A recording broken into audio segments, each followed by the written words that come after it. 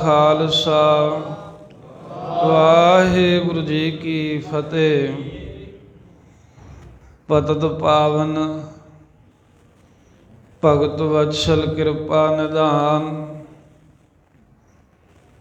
ਧੰਨ ਧੰਨ ਸਤਿਗੁਰੂ ਸ੍ਰੀ ਗੁਰੂ ਗ੍ਰੰਥ ਸਾਹਿਬ ਮਹਾਰਾਜ ਜੀ ਦੀ ਪਰਮ ਪਵਿੱਤਰ ਸਤ ਸੰਗਤ ਹਜ਼ੂਰੀ ਅੰਦਰ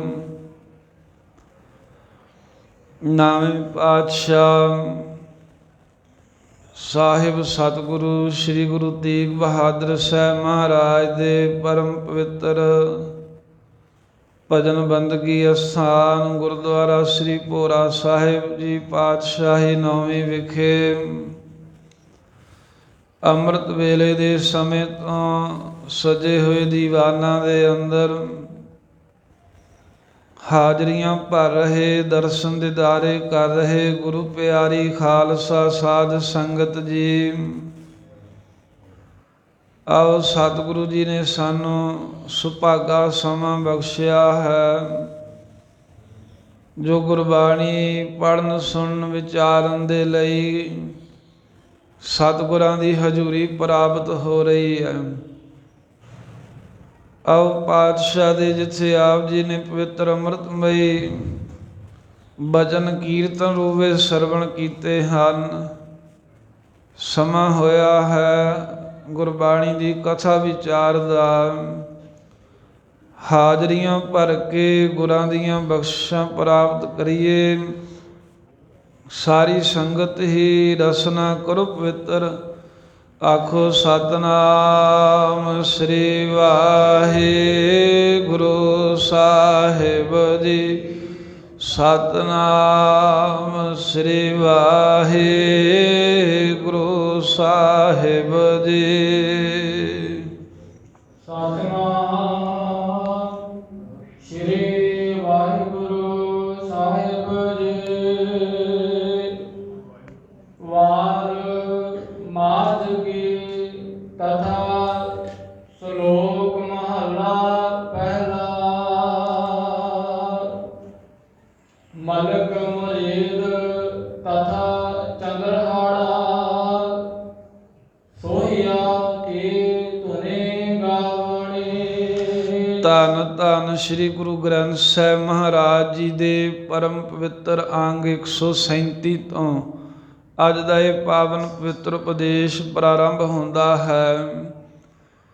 ਸਤਿਗੁਰੂ ਸਾਹਿਬ ਜੀ ਦੀ ਪਵਿੱਤਰ ਗੁਰਬਾਣੀ ਮਾਝ ਰਾਗ ਦੇ ਵਿੱਚ 4 ਪਦਿਆਂ ਵਾਲੇ ਸ਼ਬਦ, 8 ਪਦਿਆਂ ਵਾਲੇ ਇਹ ਮਹਾਰਾਜ ਸਾਹਿਬ ਜੀ ਨੇ ਸੰਪੂਰਨ ਕੀਤੇ। ਫਿਰ 12 ਮਾਹਾਂ ਦੀ ਬਾਣੀ, ਦਿਨ ਰਹਿਣ ਬਾਣੀ ਦੀ ਸਮਾਪਤੀ ਤੋਂ ਉਪਰੰਤ ਹੁਣ ਵਾਰ ਉਚਾਰਦੇ ਹਨ। ਵਾਰ ਮਾਝ ਕੀ 22 ਵਾਰਾਂ ਦੇ ਵਿੱਚੋਂ ਇਹ ਦੂਸਰੀ ਵਾਰ ਮਾਝ ਰਾਗ ਦੇ ਅੰਦਰ ਸਤਿਗੁਰੂ ਸਾਹਿਬ ਜੀ ਉਚਾਰਨ ਕਰਦੇ ਨੇ ਤਥਾ ਅਤੇ। ਤਥਾ ਦਾ ਭਾਵ ਅਤੇ। ਸ਼ਲੋਕ ਮਹੱਲਾ ਪਹਿਲਾ। ਪਹਿਲੇ ਪਾਤਸ਼ਾਹ ਜਗਤ ਗੁਰੂ ਨਾਨਕ ਦੇਵ ਮਹਾਰਾਜ ਸਾਹਿਬ ਦੇ ਮੁਖੋਂ ਇਹ ਬਾਣੀ ਪ੍ਰਗਟ ਹੋਈ ਹੈ। ਅਤੇ ਜਿਹੜੀ ਵਾਰ ਹੁੰਦੀ ਹੈ, ਜਦੋਂ ਆਪਾਂ ਕਹਿੰਦੇ ਨਾ ਪੌੜੀ, ਅਤੇ ਉਹ ਤੋਂ ਅੱਗੇ ਜੋ ਸ਼ਬਦ ਪੜ੍ਹਿਆ ਜਾਂਦਾ ਹੈ ਇਹ ਵਾਰ ਦਾ ਰੂਪ ਹੈ। ਵਾਰ ਨਾਮ ਜਸ ਦਾ ਵੀ ਹੈ, ਵਾਰ ਨਾਮ ਪੌੜੀਆਂ ਦਾ ਹੈ। ਅਤੇ ਪੌੜੀ ਤੋਂ ਪਹਿਲਾਂ ਜਿਹੜੇ ਸ਼ਲੋਕ ਮਹੱਲੇ ਹੁੰਦੇ ਨੇ ਉਹ ਵਾਰ ਦੇ ਨਾਲੋਂ, ਜਿਵੇਂ ਪੁਰਾਣੇ ਸਮਿਆਂ 'ਚ ਢਾਡੀ ਵਾਰਾਂ ਗਾਉਂਦੇ ਹੁੰਦੇ ਸਨ ਅਤੇ ਨਾਲ ਉਹ ਪਹਿਲਾਂ ਸ਼ਲੋਕ ਵੀ ਪੜ੍ਹ ਲੈਂਦੇ ਸੀ। ਸ਼ਲੋਕ ਪੜ੍ਹ ਕੇ ਅਤੇ ਫਿਰ ਆਪਣੀ ਵਾਰ ਆਰੰਭ ਕਰਦੇ। ਇਵੇਂ ਮਹਾਰਾਜ ਜੀ ਵਾਰ ਦਾ ਸੰਬੰਧ ਹੁੰਦਾ ਪੌੜੀਆਂ ਨਾਲ, ਅਤੇ ਸਤਿਗੁਰੂ ਮਹਾਰਾਜ ਨੇ ਵਾਰ ਦੇ ਨਾਲ ਸ਼ਲੋਕ ਮਹੱਲੇ ਵੀ ਲਿਖੇ ਨੇ। ਪੌੜੀਆਂ ਤੇ ਸਾਰੀਆਂ ਹੀ ਇਹਦੇ ਵਿੱਚ ਮਹੱਲਾ ਪਹਿਲਾ ਦੱਸਦਾ ਵੀ ਗੁਰੂ ਨਾਨਕ ਦੇਵ ਸਾਹਿਬ ਜੀ ਦੀਆਂ ਹੀ ਆਉਣੀਆਂ ਨੇ, ਕਿਉਂਕਿ ਸਾਰੀ ਵਾਰ ਗੁਰੂ ਨਾਨਕ ਦੇਵ ਪਾਤਸ਼ਾਹ ਦੀ ਆ। ਪਰ ਨਾਲ ਤਥਾ ਅਤੇ ਜਿਹੜੇ ਸ਼ਲੋਕ ਆਉਣਗੇ ਉਹ ਵੀ ਜ਼ਿਆਦਾਤਰ ਗੁਰੂ ਨਾਨਕ ਦੇਵ ਸਾਹਿਬ ਦੇ ਆਉਣਗੇ। ਜੇ ਹੋਰ ਪਾਤਸ਼ਾਹ ਦਾ ਸ਼ਲੋਕ ਆਵੇਗਾ ਉੱਥੇ ਉਹਦਾ ਜ਼ਿਕਰ ਕਰ ਦਿੱਤਾ ਜਾਏਗਾ, ਮਹੱਲਾ ਜਿਵੇਂ ਦੂਜਾ ਲਿਖਿਆ ਹੋਵੇਗਾ ਜਾਂ ਹੋਰ ਮਹਾਰਾਜ ਸਾਹਿਬ ਦਾ।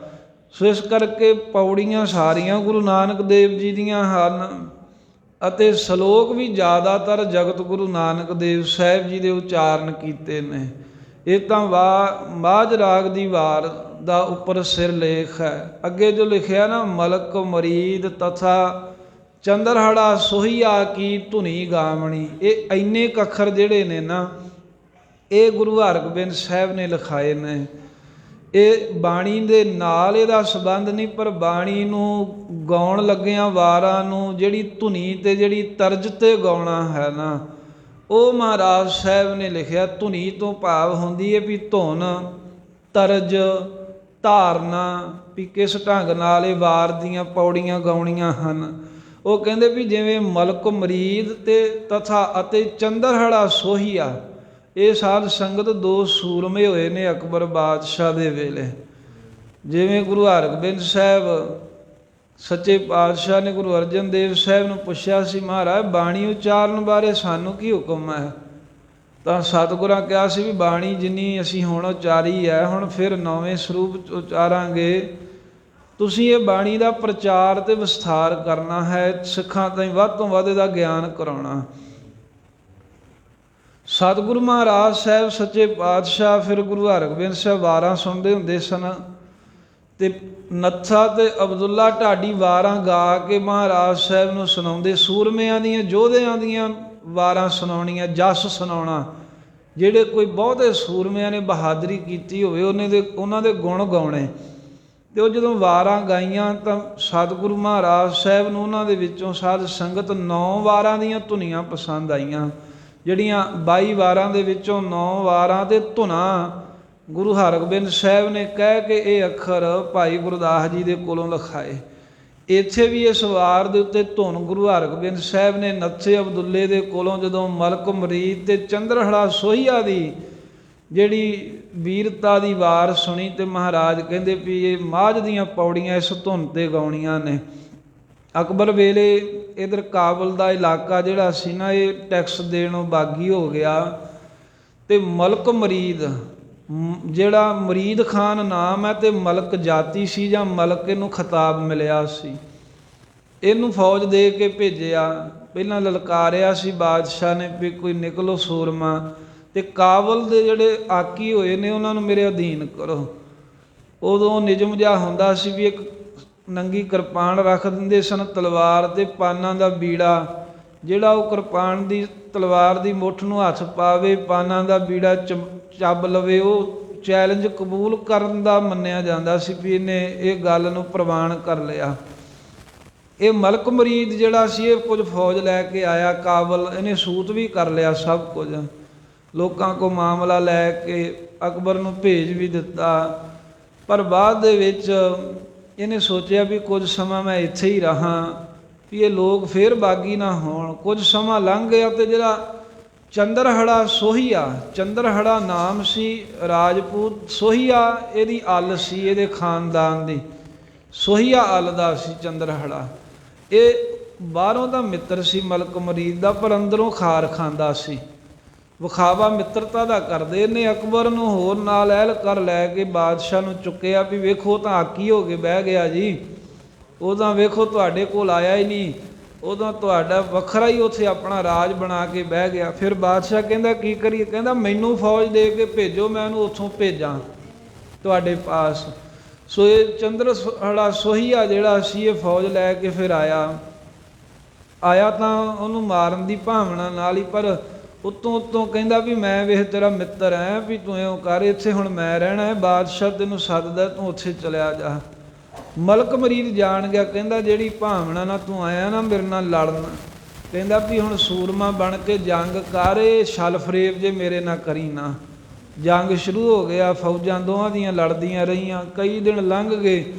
ਅਖੀਰ ਜਿਹੜਾ ਮਲਕ ਮਰੀਦ ਹੈ, ਇਹਨੇ ਸੁਨੇਹਾ ਭੇਜਿਆ ਚੰਦਰਹੜਾ ਸੋਹੀਆ ਨੂੰ ਵੀ ਇਹਦੇ ਵਿੱਚ ਮਾਵਾਂ ਦੇ ਪੁੱਤ ਬਗਾਨੇ ਮਰ ਰਹੇ ਹੈ, ਨੁਕਸਾਨ ਦੋਵੇਂ ਪਾਸੇ ਬਾਦਸ਼ਾਹ ਦਾ ਹੋ ਰਿਹਾ, ਕਿਉਂਕਿ ਮੇਰੀ ਵੀ ਫੌਜ ਬਾਦਸ਼ਾਹ ਦੀ, ਤੇਰੀ ਵੀ, ਖਰਚਾ ਬਾਦਸ਼ਾਹ ਦਾ ਹੋ ਰਿਹਾ।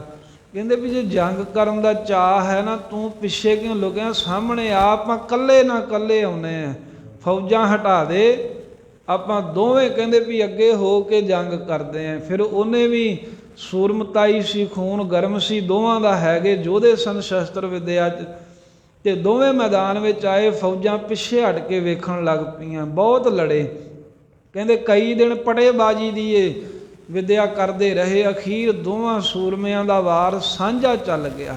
ਜਿਹੜੇ ਕੋਈ ਸ਼ਸਤਰ ਵਿਦਿਆ ਜਾਣਦੇ ਨੇ ਉਹਨਾਂ ਨੂੰ ਪਤਾ ਹੈ ਵੀ ਵਾਰ ਕਈ ਵਾਰ ਸਾਂਝਾ ਚੱਲ ਜਾਂਦਾ। ਜਿਵੇਂ ਗੱਤਕਾ ਖੇਡਦਿਆਂ ਤੁਸੀਂ ਵੇਖੇ ਹੋ ਵੀ ਦੋਵਾਂ ਦੇ ਸਾਂਝੇ ਵਾਰ ਇੱਕ ਦੂਜੇ 'ਤੇ ਚੱਲ ਗਏ।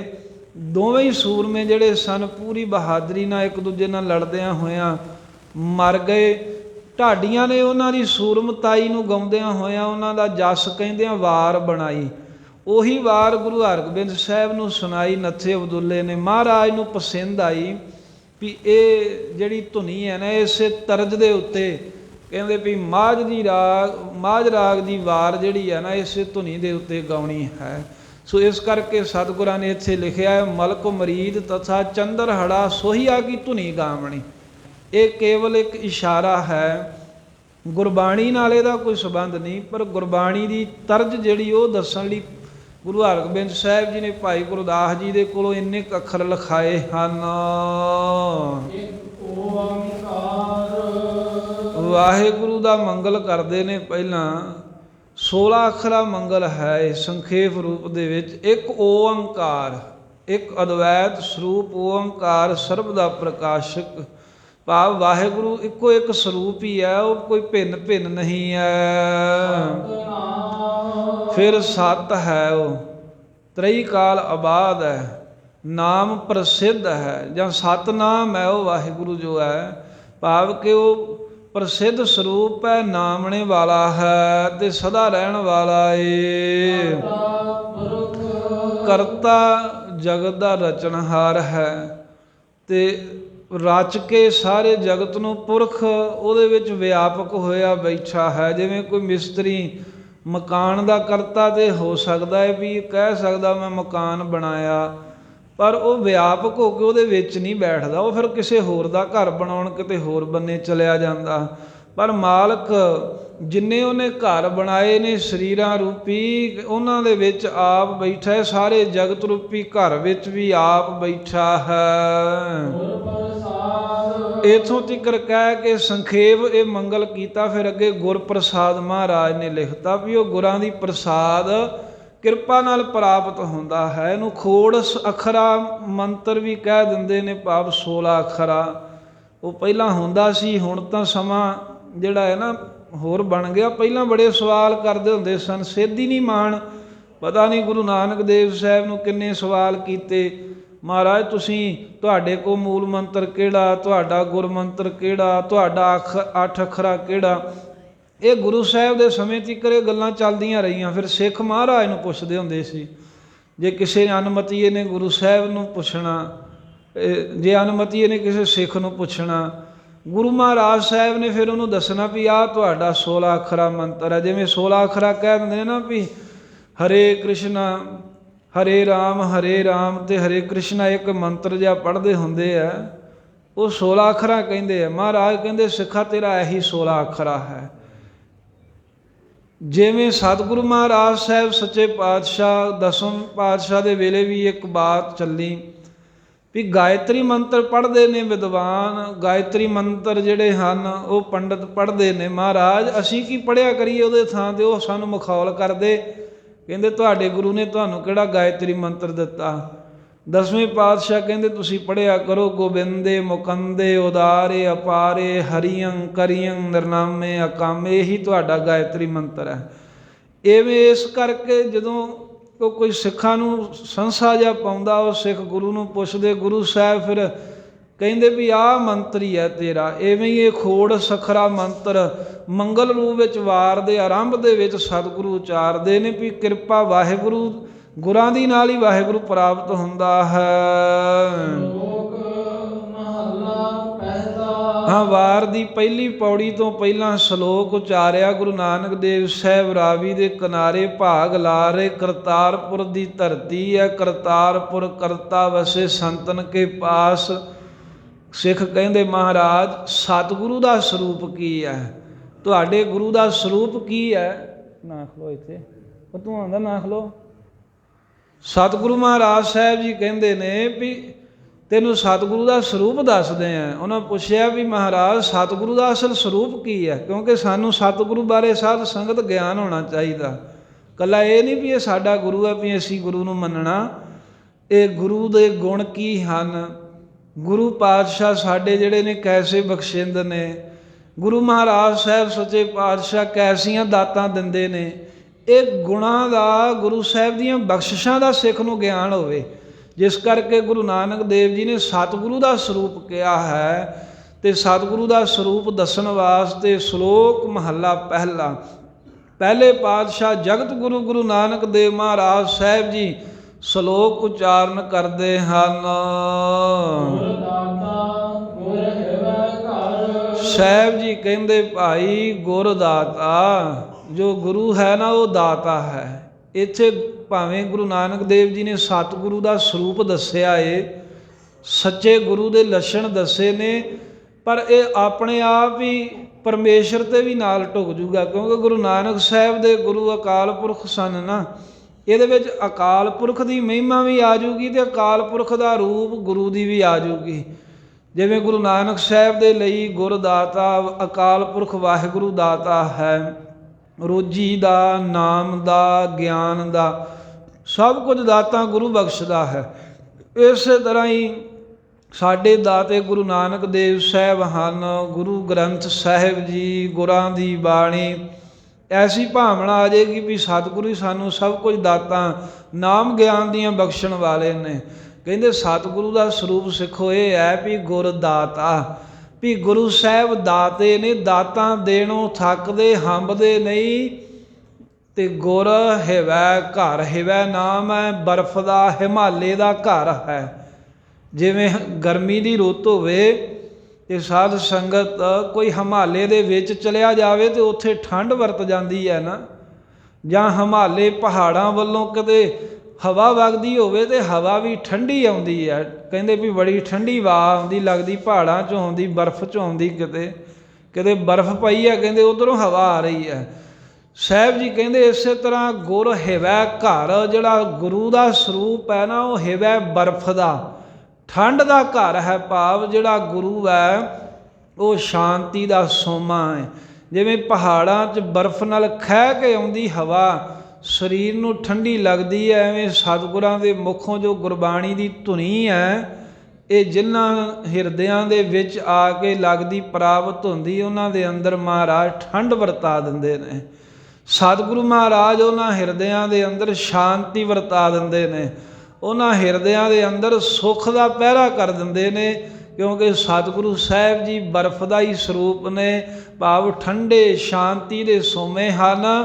ਜਿਹੜਾ ਗੁਰਾਂ ਦੀ ਬਾਣੀ ਸੁਣਦਾ, ਸੰਗਤ ਕਰਦਾ, ਉਹਦੇ ਅੰਦਰ ਵੀ ਠੰਡ ਵਰਤ ਜਾਂਦੀ, ਤਪਸ਼ ਮਿਟ ਜਾਂਦੀ ਹੈ। ਫਿਰ ਗੁਰੂ ਸਾਹਿਬ ਜੀ ਕੈਸੇ ਨੇ? ਦੀਪਕ ਨੇ, ਦੀਵੇ ਦੀ ਨੇ ਆਈ। ਜਿਵੇਂ ਦੀਵਾ ਚਾਨਣ ਕਰਦਾ, ਐਵੇਂ ਗੁਰੂ ਸਾਹਿਬ ਤਿੰਨਾਂ ਲੋਕਾਂ 'ਚ ਹੀ ਚਾਨਣ ਕਰਦੇ ਆ। ਚੰਦ ਤੇ ਸੂਰਜ ਨੂੰ ਵੀ ਬਾਣੀ 'ਚ ਮਹਾਰਾਜ ਨੇ ਦੀਪਕ ਕਿਹਾ ਹੈ।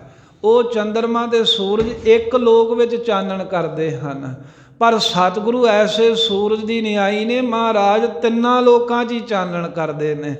ਚਾਨਣ ਕਿਹੜਾ ਕਰਦੇ ਨੇ ਮਹਾਰਾਜ? ਤਿੰਨਾਂ ਲੋਕਾਂ ਦੇ ਜੀਵਾਂ ਦੇ ਹਿਰਦੇ 'ਚ ਆਤਮਕ ਪ੍ਰਕਾਸ਼, ਆਤਮਕ ਸੋਝੀ ਬਖਸ਼ ਦਿੰਦੇ ਹਨ। ਗੁਰੂ ਸਾਹਿਬ ਜੀ ਐਸੇ ਦੀਪਕ ਨੇ ਵੀ ਗਿਆਨ ਦੇ ਸੂਰਜ ਚੜ੍ਹ ਕੇ ਤੇ ਆਪਣੇ ਪਿਆਰ ਵਾਲਿਆਂ ਦੇ, ਗੁਰਸਿੱਖਾਂ ਦੇ ਹਿਰਦੇ ਦੇ ਅੰਦਰ ਗਿਆਨ ਦਾ ਪ੍ਰਕਾਸ਼ ਚਾਨਣ ਕਰ ਦਿੰਦੇ ਹਨ, ਸੋਝੀ ਬਖਸ਼ ਦਿੰਦੇ ਨੇ ਵੀ ਪ੍ਰਾਣੀ ਤੂੰ ਆਇਆ ਲਾਹਾ ਲੈਣ। ਫਿਰ ਮਹਾਰਾਜ ਕਹਿੰਦੇ ਵੀ ਸਤਿਗੁਰੂ ਮਹਾਰਾਜ ਜੀ ਜੋ ਹਨ, ਸਤਿਗੁਰੂ ਦਾ ਸਰੂਪ ਕੀ ਹੈ? ਅਮਰ ਪਦਾਰਥ ਸਰੂਪ ਨੇ ਗੁਰੂ ਸਾਹਿਬ ਜੀ। ਅਮਰ ਪਦਾਰਥ ਭਾਵ ਕਿ ਮਿਰਤੂ ਤੋਂ ਰਹਿਤ ਅਵਸਥਾ ਬਖਸ਼ਣ ਵਾਲੇ ਹਨ, ਜਾਂ ਅਮਰ ਮਿਰਤੂ ਤੋਂ ਰਹਿਤ ਪਦਾਰਥ ਕੀ ਹੈ? ਪਰਮੇਸ਼ਰ ਦਾ ਨਾਮ। ਜੋ ਪਰਮੇਸ਼ਰ ਦਾ ਅਮਰ ਮਿਰਤੂ ਤੋਂ ਰਹਿਤ ਕਰਨ ਵਾਲਾ, ਅਮਰਨ ਕਰਨ ਵਾਲਾ ਨਾਮ ਪਦਾਰਥ ਹੈ, ਉਹ ਨਾਮ ਪਦਾਰਥ ਦੀ ਦਾਤ ਦੇਣ ਵਾਲੇ ਹਨ ਸਤਿਗੁਰੂ ਜੀ। ਸੱਚਾ ਗੁਰੂ ਨਾਮ ਦੀ ਦਾਤ ਬਖਸ਼ ਕੇ ਅਮਰ ਕਰ ਦਿੰਦਾ ਹੈ। ਮਹਾਰਾਜ ਕਹਿੰਦੇ ਮਨ ਮਾਨਿਆ, ਉਹ ਜਿਹੜਾ ਨਾਮ ਗੁਰੂ ਸਾਹਿਬ ਬਖਸ਼ਦੇ ਨੇ, ਨਾਮ ਪਦਾਰਥ ਜਦੋਂ ਉਹ ਮਨ ਵਿੱਚ ਮਾਨਿਆ, ਮੰਨ ਲਈਏ ਨਾ, ਭਾਵ ਉਹ ਨਾਮ ਪਦਾਰਥ ਤੇ ਜਿਹਦਾ ਮਨ ਮੰਨ ਗਿਆ ਹੈ, ਜਿਹਦਾ ਮਨ ਪਤੀਜ ਗਿਆ ਹੈ, ਜਿਹਦੇ ਮਨ ਵਿੱਚ ਭਾਵਨਾ ਹੈ ਵੀ ਮੈਂ ਵਾਹਿਗੁਰੂ ਵਾਹਿਗੁਰੂ ਦਾ ਅਭਿਆਸ ਕਰਨਾ ਹੀ ਹੈ, ਹੁਣ ਮਨ ਮਾਨਿਆ ਨਾਮ ਤੇ ਗੁਰਾਂ ਦੇ ਉਪਦੇਸ਼ ਤੇ ਮਨ ਮੰਨਣ ਦੇ ਨਾਲ ਸੁਖ ਹੋਏ। ਕਹਿੰਦੇ ਵੀ ਸੁਖ ਸਰੂਪ, ਸੁਖ ਕੀ ਹੈ? ਆਨੰਦ, ਆਨੰਦ ਸਰੂਪ ਵਾਹਿਗੁਰੂ ਦੀ ਪ੍ਰਾਪਤੀ ਹੋ ਜਾਂਦੀ ਹੈ। ਮਨ ਜਿਹਦਾ ਮੰਨ ਗਿਆ ਹੈ ਗੁਰੂ ਦੀ ਸਿੱਖਿਆ ਦੇ ਉੱਤੇ, ਉਹਨੂੰ ਸੁਖ ਹੋਵੇਗਾ, ਉਹ ਸੁਖੀ ਹੋ ਜਾਏਗਾ। ਸੁਖ ਹੀ ਲੱਭਦੇ ਆ ਨਾ ਆਪਾਂ, ਹੋਰ ਕੀ ਲੱਭਦੇ ਆ? ਸੁਖ ਹੀ ਲੱਭਦੇ ਆ। ਭਾਵੇਂ ਕੋਈ ਕਮਾਈ ਕਰਨ ਦੂਸਰੇ ਦੇਸ਼ ਜਾਵੇ, ਭਾਵੇਂ ਕੋਈ ਉਹ ਗੁਰੂ ਘਰ ਆਵੇ, ਕਿਤੇ ਵੀ ਜਾਵੇ, ਸੁਖ ਲੱਭਦੇ ਆ। ਅਤੇ ਸੁਖ ਨਾ ਨਾਮ ਬਿਨ, ਇਹ ਵੀ ਗੱਲ ਹੈ ਵੀ ਨਾਮ ਬਿਨਾਂ ਸੁਖ ਨਹੀਂ। ਜੇ ਜਿੱਥੇ ਮਰਜ਼ੀ ਭੱਜ ਲਓ, ਜੇ ਸੁਖ ਲੈਣਾ ਹੈ ਤਾਂ ਕਿਰਤ ਕਮਾਈ ਜਿੱਥੇ ਮਰਜ਼ੀ ਕਰੋ, ਪਰ ਨਾਮ ਦਾ ਪੱਲਾ ਨਾ ਛੱਡੋ। ਕਮਾਈ ਕਰਨ ਤੋਂ ਨਹੀਂ ਰੋਕਿਆ, ਪਰ ਉਹਦੇ ਨਾਲ ਨਾਮ ਜਪੋ, ਕੀ ਹੋਵੇਗਾ? ਸੁਖ ਹੋਏ, ਸੁਖੀ ਹੋ ਜਾਓਗੇ, ਜਾਂ ਸੁਖ ਸਰੂਪ ਵਾਹਿਗੁਰੂ ਪ੍ਰਾਪਤ ਹੋ ਜਾਵੇਗਾ। ਇਹ ਗੁਰੂ ਦਾ ਸਰੂਪ ਕਹਿ ਕੇ, ਪਰਮੇਸ਼ਰ ਦੀ ਮਹਿਮਾ ਕਹਿ ਕੇ, ਇਸ ਸ਼ਲੋਕ ਦੀ ਵਿਆਖਿਆ ਅੱਗੇ ਪੌੜੀ 'ਚ ਜਾ ਕੇ ਫੇਰ ਕਰਨਗੇ। ਪਰ ਵਿਚਕਾਰ ਮਹਾਰਾਜ ਸਾਹਿਬ ਜੀ ਉਪਦੇਸ਼ ਦੇ ਰਹੇ ਨੇ। ਸਿੱਖ ਕਹਿੰਦੇ ਮਹਾਰਾਜ ਜੇ ਨਾਮ ਜਪ ਕੇ ਸੁੱਖ ਮਿਲਦਾ, ਫਿਰ ਸਾਰੀ ਦੁਨੀਆ ਸੁਖੀ ਕਿਉਂ ਨਹੀਂ ਹੋ ਰਹੀ? ਤਾਂ ਗੁਰੂ ਸਾਹਿਬ ਜੀ ਉੱਤਰ ਦੇ ਰਹੇ ਨੇ ਵੀ ਕਾਰਨ ਇਹ ਹੈ ਵੀ ਇਹ ਨਾਮ ਜਪਦੇ ਨਹੀਂ ਹਨ। ਇਹਨਾਂ ਦੇ ਜੰਮਦਿਆਂ ਸਾਰੀ ਮੋਹ ਦਾ ਪ੍ਰਭਾਵ ਪੈਂਦਾ ਹੈ। ਉਹ ਮੋਹ ਦੀਆਂ 10 ਅਵਸਥਾਵਾਂ, 10 ਹਿੱਸੇ ਸਰੀਰ 'ਤੇ ਜਿਹੜੇ ਆਉਂਦੇ ਨੇ, ਉਹ ਗੁਰੂ ਨਾਨਕ ਸਾਹਿਬ ਕਹਿੰਦੇ ਨੇ।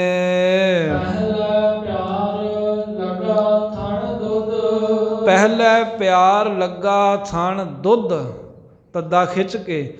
ਗੁਰੂ ਨਾਨਕ ਦੇਵ ਮਹਾਰਾਜ ਕਹਿੰਦੇ ਵੀ ਇਹ ਜਿਹੜਾ ਜੀਵ ਹੈ ਨਾ, ਇਹ ਜਨਮ ਲੈਂਦਿਆਂ ਹੀ ਇਹ 'ਤੇ ਮੋਹ ਦਾ ਅਸਰ ਹੋ ਜਾਂਦਾ ਹੈ। ਅਤੇ ਕਹਿੰਦੇ ਵੀ ਇਹ ਨਹੀਂ ਵੀ ਜਿਹੜੇ ਕੰਮ ਗੁਰੂ ਸਾਹਿਬ ਗਿਣ ਕੇ ਦੱਸਣਗੇ ਵੀ ਇਹ ਕਰਨ ਤੋਂ ਬਿਲਕੁਲ ਮਨਾ ਕਰਦੇ, ਪਰ ਸਾਹਿਬ ਜੀ ਕਹਿੰਦੇ ਵੀ ਉਹ ਮੋਹ ਦੇ ਵਿੱਚ ਬਾਕੀ ਨਾਮ ਜਪਣਾ ਤਾਂ ਭੁੱਲ ਹੀ ਗਿਆ। ਪਹਿਲੀ ਅਵਸਥਾ ਕਿਹੜੀ ਆਈ? ਵਿੱਚੋਂ ਗਰਭੇ ਨਿਕਲ ਆਇਆ। ਜਦੋਂ ਜਨਮ ਹੋਇਆ ਤਾਂ ਉਸ ਵੇਲੇ ਖਸਮ ਵਿਸਾਰ ਦੁਨੀ ਚਿੱਤ ਲਾਇਆ। ਇਹ ਉਹ ਦੁਨੀ ਦੇ ਨਾਲ ਚਿੱਤ ਲਾ ਲਿਆ, ਸੰਸਾਰ ਵੱਲ ਧਿਆਨ ਹੋ ਗਿਆ। ਉਹ ਕੀ ਹੈ ਵੀ ਲਿਵ ਛੁੜਕੀ ਲੱਗੀ ਤ੍ਰਿਸ਼ਨਾ, ਮਾਇਆ ਅਮਰ ਵਰਤਾਇਆ। ਕਹਿੰਦੇ ਲਿਵ ਛੁੱਟ ਗਈ, ਜਿਹੜੀ ਮਾਤਾ ਦੇ ਉਦਰ 'ਚ ਲੱਗੀ ਸੀ ਪਰਮੇਸ਼ਰ ਨਾਲ। ਲਿਵ ਛੁੱਟਣ ਤੋਂ ਬਾਅਦ ਤ੍ਰਿਸ਼ਨਾ ਲੱਗ ਗਈ, ਖਾਣ ਦੀ ਭੁੱਖ ਲੱਗ ਗਈ, ਰੋਣ ਲੱਗ ਪਿਆ, ਅਤੇ ਮਾਇਆ ਨੇ ਕਹਿੰਦੇ ਆਪਣਾ ਹੁਕਮ ਵਰਤਾ ਕੇ ਇਹਨੂੰ ਆਪਣੇ ਕਾਬੂ ਕਰ ਲਿਆ। ਪਹਿਲੀ ਜਿਹੜੀ ਅਵਸਥਾ ਹੈ, ਮੋਹ ਦੀ ਅਵਸਥਾ ਕਹਿ ਲਓ, ਜਾਂ ਸਰੀਰ ਦੇ ਉੱਤੇ ਆਈ ਪਹਿਲੀ ਜਿਹੜੀ ਮੋਹ ਦੀ ਅਵਸਥਾ ਹੈ, ਪਹਿਲੀ ਅਵਸਥਾ 'ਚ ਪਿਆਰ ਲੱਗਾ।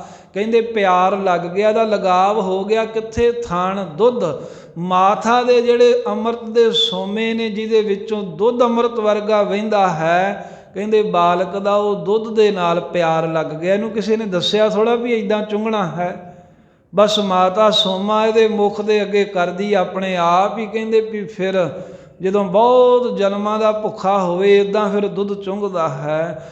ਪਹਿਲੀ ਸਰੀਰ ਦੇ ਉੱਤੇ ਮੋਹ ਦੀ ਅਵਸਥਾ ਆਈ ਤਾਂ ਮਾਤਾ ਦੇ ਅਸਥਨਾਂ ਦੇ ਵਿੱਚੋਂ ਦੁੱਧ ਚੁੰਘਣ ਦੇ ਨਾਲ ਪਿਆਰ ਲੱਗ ਗਿਆ। ਉਹ ਬਿਨਾਂ ਕਿਸੇ ਦੇ ਜਾਚ ਸਿਖਾਇਆ ਆਪਣੇ ਆਪ ਹੀ ਦੁੱਧ ਪੀਂਦਾ ਹੈ।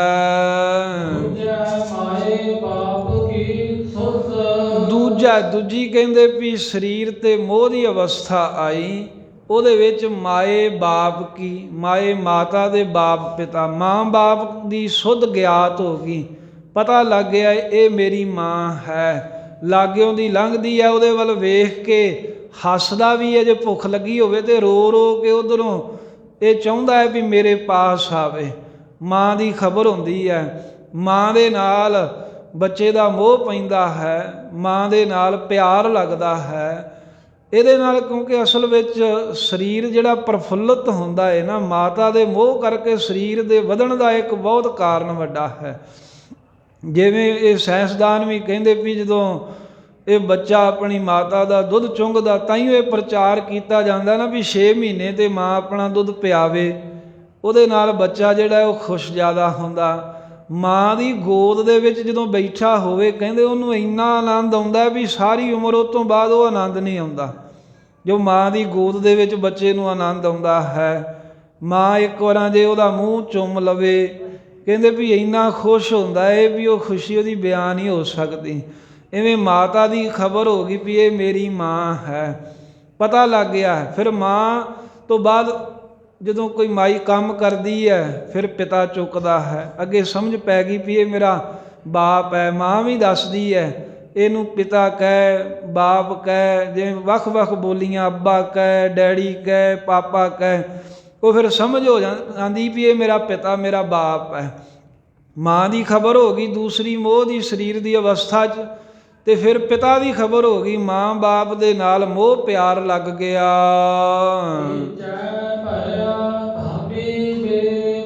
ਭਈਆ, ਭੱਬਾ ਈੜੀ ਸਿਹਾਰੀ, ਐੜੇ ਨੂੰ ਕੰਨਾ, ਇਵੇਂ ਭਈਆ ਉਚਾਰਨ ਕਰੋ। ਫਿਰ ਪੜੋ। ਤੀਜਾ, ਜਦੋਂ ਤੀਜੀ ਸਰੀਰ ਦੇ ਉੱਤੇ ਮੋਹ ਦੀ ਅਵਸਥਾ ਆਈ, ਉਦੋਂ ਕੀ ਹੋਇਆ? ਭਈਆ, ਭਈਆ ਤੋਂ ਭਾਵ ਭਰਾ, ਭਾਬੀ, ਭਾਬੀ ਤੋਂ ਭਾਵ ਭਰਾ ਦੀ ਘਰ ਵਾਲੀ, ਅਤੇ ਬੇਬ, ਬੇਬ ਤੋਂ ਭਾਵ ਬੇਬ, ਬੇਬੇ, ਬੇਬੇ ਕਹਿੰਦੇ ਨੇ ਭੈਣ ਨੂੰ, ਵੱਡੀ ਭੈਣ ਨੂੰ। ਜਿਵੇਂ ਆਪਣੇ ਆਮ ਬੇਬੇ ਭਾਵੇਂ ਮਾਤਾ ਲਈ ਵੀ ਸ਼ਬਦ ਵਰਤ ਦਿੰਦੇ ਆ, ਪਰ ਜ਼ਿਆਦਾਤਰ ਬੇਬੇ ਜਿਹੜਾ ਹੈ ਉਹ ਵੱਡੀ ਭੈਣ ਵਾਸਤੇ ਸ਼ਬਦ ਵਰਤਿਆ ਜਾਂਦਾ ਸੀ।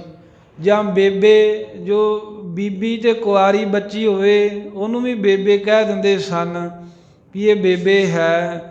ਇਹ ਤੋਂ ਹੀ ਫਿਰ ਅੱਗੇ ਬੀਬਾ ਸ਼ਬਦ ਵਰਤਿਆ, ਬਣ ਗਿਆ। ਕਹਿ ਦਿੰਦੇ ਨਾ ਜਿਹੜਾ ਕੋਈ ਸਾਊ ਜਿਹਾ ਹੋਵੇ, ਬਹੁਤ ਚੰਗਾ ਹੋਵੇ, ਕਹਿੰਦੇ ਵੀ ਇਹ ਮੇਰਾ ਪੁੱਤ ਬੜਾ ਬੀਬਾ ਹੈ, ਭਾਵ ਕਿ ਇਹ ਬਹੁਤ ਹੀ ਚੰਗਾ ਹੈ, ਚੰਗੇ ਕਰਮ ਕਰਨ ਵਾਲਾ, ਇਹ ਸਰਲ ਹੈ, ਵੀ ਕੋਈ ਇਹਦੇ ਵਿੱਚ ਔਗਣ ਨਹੀਂ, ਕੋਈ ਐਬ ਨਹੀਂ, ਕੋਈ ਕਮੀ ਨਹੀਂ।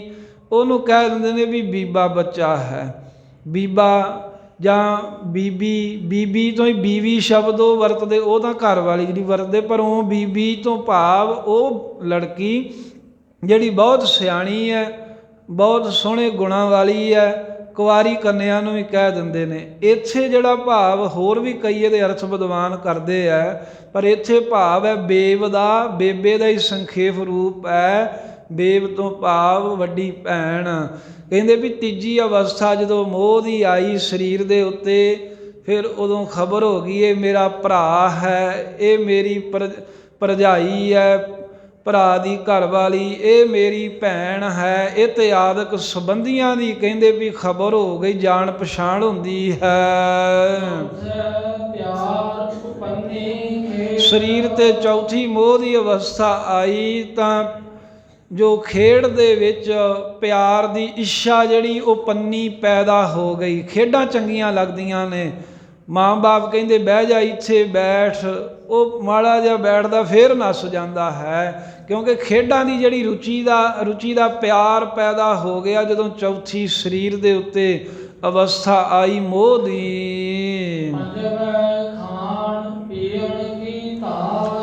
ਪੰਜਵੇਂ ਬਾਲਕ ਅਵਸਥਾ ਦੀ ਪੰਜਵੀਂ ਅਵਸਥਾ, ਜੋ 10 ਹਿੱਸੇ ਕੀਤੇ ਨੇ ਇਹ 'ਚ, ਤੇ 5 ਜਿਹੜੇ ਹਿੱਸੇ ਨੇ ਉਹ ਬਾਲਕ ਅਵਸਥਾ ਦੇ ਕਹੇ, ਬਾਕੀ 5 ਬੜੇਪੇ ਤੀਕਰ ਜਵਾਨੀ ਤੋਂ ਲੈ ਕੇ ਮਹਾਰਾਜ ਨੇ ਕਹਿਤੇ। ਕਹਿੰਦੇ ਪੰਜਵਾਂ, ਜਦੋਂ ਸਰੀਰ ਤੇ ਮੋਹ ਦੀ ਪੰਜਵੀਂ ਅਵਸਥਾ ਆਈ, ਉਦੋਂ ਕੀ ਹੋਇਆ? ਖਾਣ ਪੀਣ ਕੀ ਧਾਤ। ਉਦੋਂ ਖਾਣ ਪੀਣ ਦੀ ਦੌੜ ਭੱਜ 'ਚ ਪੈ ਗਏ। ਇਹ ਨਹੀਂ ਵੀ ਪਹਿਲਾਂ ਖਾਂਦਾ ਪੀਂਦਾ ਨਹੀਂ ਸੀ, ਪਹਿਲਾਂ ਜੋ ਉਹ ਖਵਾ ਪਿਆ ਦਿੰਦੇ ਸੀ, ਜਿੰਨਾ ਕੁ ਜਿਵੇਂ ਦੁੱਧ ਚੁੰਗ ਲਿਆ, ਥੋੜ੍ਹਾ ਬਹੁਤ ਕੋਈ ਖਵਾਤਾ, ਉਹਨੇ 'ਚ ਹੀ ਖੁਸ਼। ਹੁਣ ਬਹੁਤੇ ਪਦਾਰਥਾਂ ਦੀ ਪਛਾਣ ਹੋ ਗਈ, ਪਤਾ ਲੱਗ ਗਿਆ ਇਹਦਾ ਸਵਾਦ ਇਹ ਹੈ, ਇਹਦਾ ਇਹ ਹੈ। ਫਿਰ ਬੱਚਾ ਦੌੜਦਾ ਫਿਰਦਾ ਹੈ, ਖਾਣ ਪੀਣ ਦੀ ਧਾਤ ਹੁੰਦੀ ਵੀ ਦੌੜ ਭੱਜ, ਧਾਤ ਨਾ ਮਿਸ਼ਾ ਦਾ ਵੀ ਕਿਹਾ ਹੈ। ਖਾਣ ਪੀਣ ਵੱਲ ਦੌੜਦਾ ਏ, ਖਾਣ ਪੀਣ ਦੀ ਇੱਛਾ ਏ, ਆਹ ਖਾ ਲਾਂ ਉਹ ਖਾ ਲਾਂ। ਜਿਹੜਾ ਵੀ ਕੋਈ ਘਰ ਦੇ ਅੱਗੇ ਉਹਦੀ ਖਾਣ ਵਾਲੀ ਵਸਤੂ ਲੈ ਕੇ ਲੰਘ ਗਿਆ, ਬਸ ਜਿਹਦੇ ਪੈ ਗਿਆ, ਕਹਿੰਦਾ ਮੈਂ ਤਾਂ ਇਹੀ ਖਾਊਂਗਾ। ਉਹ ਕਈ ਤਰ੍ਹਾਂ ਦੇ ਪਦਾਰਥਾਂ ਦੇ ਖਾਣ ਦੀ ਇੱਛਾ ਜਿਹੜੀ ਹੈ ਇਹ ਫਿਰ ਜਾਗ ਪੈਂਦੀ। ਕਹਿੰਦੇ ਵੀ ਐਵੇਂ ਤਾਂ ਇਹ ਉਮਰ ਭਾਵੇਂ ਹੈ ਬਾਲਕ ਸੀ, ਪਰ ਇਹਦੇ ਵਿੱਚ ਨਾ ਘਰਦਿਆਂ ਨੇ ਕੁਝ ਸਿਖਾਇਆ, ਨਾਮ ਜਪਣਾ, ਨਾ ਇਹਨੂੰ ਕੁਝ ਸੋਝੀ ਆਈ, ਤੇ ਪੰਜਵੀਂ ਅਵਸਥਾ ਜਿਹੜੀ ਖਾਣ ਪੀਣ ਵਾਲੀ ਦੌੜ ਭੱਜ ਦੀ ਹੋਈ ਹੈ। ਫਿਰ ਬਾਲਕ ਅਵਸਥਾ ਤੋਂ ਅੱਗੇ ਫਿਰ ਕਹਿੰਦੇ ਜਵਾਨੀ ਆਈ। ਜਵਾਨੀ ਜਦੋਂ ਆਈ ਤਾਂ ਕਾਮ ਨੇ ਉਹ ਛਾਲਾ ਖਾਧਾ। ਸ਼ਿਵੈ ਛੇਵੀਂ ਸਰੀਰ ਦੇ ਉੱਤੇ ਮੋਹ ਦੀ ਅਵਸਥਾ ਕਹਿੰਦੇ ਕਾਮ ਪ੍ਰਬਲ ਹੋ ਗਿਆ। ਉਹਨੇ ਆਪਣਾ ਜ਼ੋਰ ਪਾ ਦਿੱਤਾ, ਇਹੋ ਜ਼ੋਰ ਪਾਇਆ ਕਾਮ ਨਾ ਪੁੱਛੈ ਜਾਤ। ਕਹਿੰਦੇ ਕਾਮ ਵਾਸ਼ਨਾ ਦਾ ਅੰਨਾ ਕੀਤਾ ਹੋਇਆ, ਫਿਰ ਜਾਤ ਕੁਜਾਤ ਵੀ ਨਹੀਂ ਪੁੱਛਦਾ ਵੇਖਦਾ। ਉਵੇਂ ਲੋਕ ਬੜੇ ਫਰੇਬ ਕਰਦੇ ਆ, ਕੋਈ ਰਿਸ਼ਤੇ ਨਾਤੇ ਕਰਨੇ, ਜਾਤ ਕੁੱਲ ਪੜ੍ਹਾਈ ਘਰ-ਬਾਰ ਸਭ ਕੁਝ ਵੇਖਦੇ ਆ, ਪਰ ਜਦੋਂ ਕਹਿੰਦੇ ਵੀ ਕਾਮ ਚੰਨਾ ਹੁੰਦਾ ਹੈ ਫੇਰ ਨਹੀਂ ਕੁਝ ਵੇਖਦਾ। ਉੱਚਾ ਨੀਵਾਂ ਆਪਣਾ ਪਰਾਇਆ, ਸੰਗ ਸ਼ਰਮ ਲਾ ਕੇ ਮੰਦ ਕਰਮ ਵਾਲੇ ਪਾਸੇ ਦੌੜਦਾ ਹੈ। ਇੱਕ ਥਾਂ ਗੁਰਬਾਣੀ 'ਚ ਮਹਾਰਾਜ ਨੇ ਇਹ ਵੀ ਸ਼ਬਦ ਵਰਤਿਆ, ਉਹ ਪਿੱਛੇ ਆ ਚੁੱਕਾ ਏ, ਵੀ ਜਦੋਂ ਕਾਮ ਨੇ ਉਹ ਛਾਲਾ ਖਾਧਾ ਤਾਂ ਘਰਦਿਆਂ ਨੇ ਕਹਿੰਦੇ ਵੀ ਲਿਆ ਕੇ ਸਖਤ ਕਲ ਬਾਂਧੀ, ਘਰ ਵਾਲੀ ਲਿਆਤੀ, ਵਿਆਹ ਕਰਤਾ, ਪਰ ਫਿਰ ਵੀ ਇਹ ਭੈੜੀ ਵਿਚਾਰ ਭੈੜੀ ਸੋਚ ਇਹਦੇ ਅੰਦਰੋਂ ਹਟੀ ਨਹੀਂ। ਫਿਰ ਵੀ ਇਹ ਮੰਦ ਕਰਮ ਕਰਨੋਂ ਨਹੀਂ ਹਟਦਾ ਜੇ ਨਾਮ ਨਾ ਜਪੇ, ਗੁਰੂ ਦੀ ਸਿੱਖਿਆ ਨਾ ਮਿਲੇ। ਸਰੀਰ ਦੇ ਉੱਤੇ ਛੇਵੀਂ ਅਵਸਥਾ ਆਈ ਤਾਂ ਸਾਹਿਬ ਜੀ ਕਹਿੰਦੇ ਛੇਵੀਂ ਅਵਸਥਾ ਦੇ ਵਿੱਚ ਕਾਮ ਨੇ ਐਸਾ ਪ੍ਰਬਲ ਹੋ ਕੇ ਇਹਨੂੰ ਨੱਪਿਆ, ਫਿਰ ਉੱਚਾ ਨੀਵਾਂ ਥਾਂ ਚੰਗਾ ਮੰਦਾ ਕੁਝ ਨਹੀਂ ਵੇਖਦਾ, ਜਾਤ ਕੁਜਾਤ। ਸਤਵੇਂ ਸਰੀਰ ਤੇ ਮੋਹ ਦੀ ਸਤਵੀਂ ਅਵਸਥਾ ਆਈ, ਜਦੋਂ ਜਵਾਨੀ ਤੋਂ ਅੱਗੇ ਲੰਘ ਗਿਆ, ਅੱਧ ਖੜ ਜਿਹਾ ਹੋ ਗਿਆ, ਜਦੋਂ ਨਿਆਣੇ ਹੋ ਗਏ, ਬੱਚੇ ਤੋੜ ਖਾਂਦੇ ਵੀ ਲਿਆ ਕੁਝ, ਉਦੋਂ ਕਹਿੰਦੇ ਵੀ ਘਰ ਵਾਸ, ਕਹਿੰਦੇ ਵੀ ਫੇਰ ਘਰ ਦੇ ਵਿੱਚ ਵਾਸ ਨਿਵਾਸ ਕਰਕੇ ਤੇ ਸੰਜ ਕੀ ਹੈ, ਇਕੱਤਰ ਕਰਦਾ ਹੈ, ਮਾਇਆ ਇਕੱਤਰ ਕਰਦਾ ਹੈ। ਸਤਵੈ ਸੰਜ ਕੀਆ ਘਰ ਵਾਸ, ਘਰ ਦੇ ਵਿੱਚ ਨਿਵਾਸ ਕਰਨ ਦੇ ਲਈ ਵੀ ਮੈਂ ਸੋਹਣਾ ਘਰ ਬਣਾਵਾਂ। ਹੁਣ ਕਹਿੰਦੇ ਵੀ ਹੁਣ ਬੱਚੇ ਵਿਆਹੁਣ ਵਾਲੇ ਨੇ, ਵਿਆਹ ਕਰਨਾ ਏ, ਆਉਣਗੇ ਪ੍ਰਾਹੁਣੇ, ਉਹ ਆਖਣਗੇ ਵੀ ਇਹਦਾ ਘਰ ਕਿੱਦਾਂ ਦਾ, ਫੇਰ ਸੋਹਣੇ ਘਰ ਵਿੱਚ ਵਾਸ ਕਰਨ ਦੀ ਇੱਛਾ ਹੁੰਦੀ ਵੀ ਪਹਿਲਾਂ ਢਾਹ ਢੂ ਦਿਆਂ, ਹੁਣ ਨਵਾਂ ਬਣਾ ਲਵਾਂ। ਧਨ ਇਕੱਤਰ ਕਰਦਾ ਏ, ਪੈਸੇ ਇਕੱਤਰ ਕਰਦਾ ਏ, ਨਵਾਂ ਘਰ ਬਣਾਉਂਦਾ ਏ, ਤੇ ਘਰ ਦੇ ਵਿੱਚ ਕਹਿੰਦੇ ਵੀ ਨਿਵਾਸ ਕਰਦਾ ਹੈ, ਵੀ ਸੋਹਣਾ ਘਰ ਬਣ ਗਿਆ। ਜਾਂ ਘਰ ਵਾਸ ਤੇ ਕਹਿੰਦੇ ਵੀ ਬਹੁਤ ਮਾਇਆ ਸੰਜੇ ਇਕੱਤਰ ਕਰਦਾ ਹੈ। ਜਾਂ ਘਰ ਵਾਸ ਤੋਂ ਭਾਵ ਹੈ ਵੀ ਗ੍ਰਸਤੀ ਹੋ ਕਰਕੇ, ਟੱਬਰ ਕਬੀਲੇ ਵਾਲਾ ਬਣ ਕੇ ਗ੍ਰਸਤ ਦੇ ਵਿੱਚ ਵਸਦਾ ਹੋਇਆ ਮਾਇਆ ਇਕੱਤਰ ਕਰਦਾ, ਬਹੁਤ ਪੈਸੇ ਜੋੜਨ ਵੱਲ ਚੱਲ ਪਿਆ। ਅੱਧ ਖੜ ਅਵਸਥਾ ਸਤਵੀਂ ਅਵਸਥਾ ਇਧਰਲੇ ਪਾਸੇ ਨੂੰ ਲੱਗ ਗਈ। ਸਰੀਰ ਦੇ ਉੱਤੇ ਮੋਹ ਦੀ 8ਵੀਂ ਅਵਸਥਾ ਆਈ ਤੇ ਕਹਿੰਦੇ ਕ੍ਰੋਧ ਦੇ ਵਿੱਚ ਰਹਿੰਦਾ ਏ ਤੇ ਆਪਣੇ ਸਰੀਰ ਦਾ ਬਲ ਆਪ ਹੀ ਨਾਸ਼ ਕਰੀ ਜਾਂਦਾ।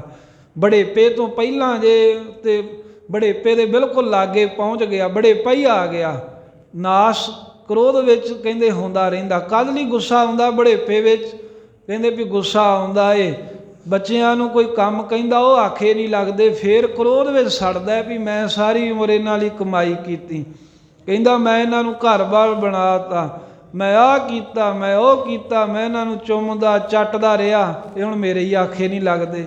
ਫਿਰ ਕ੍ਰੋਧ ਕਰਦਾ ਏ ਤੇ ਕ੍ਰੋਧ ਕਰਦਾ ਹੋਇਆ ਆਪਣੇ ਸਰੀਰ ਦਾ ਨਾਸ਼ ਕਰਦਾ ਏ।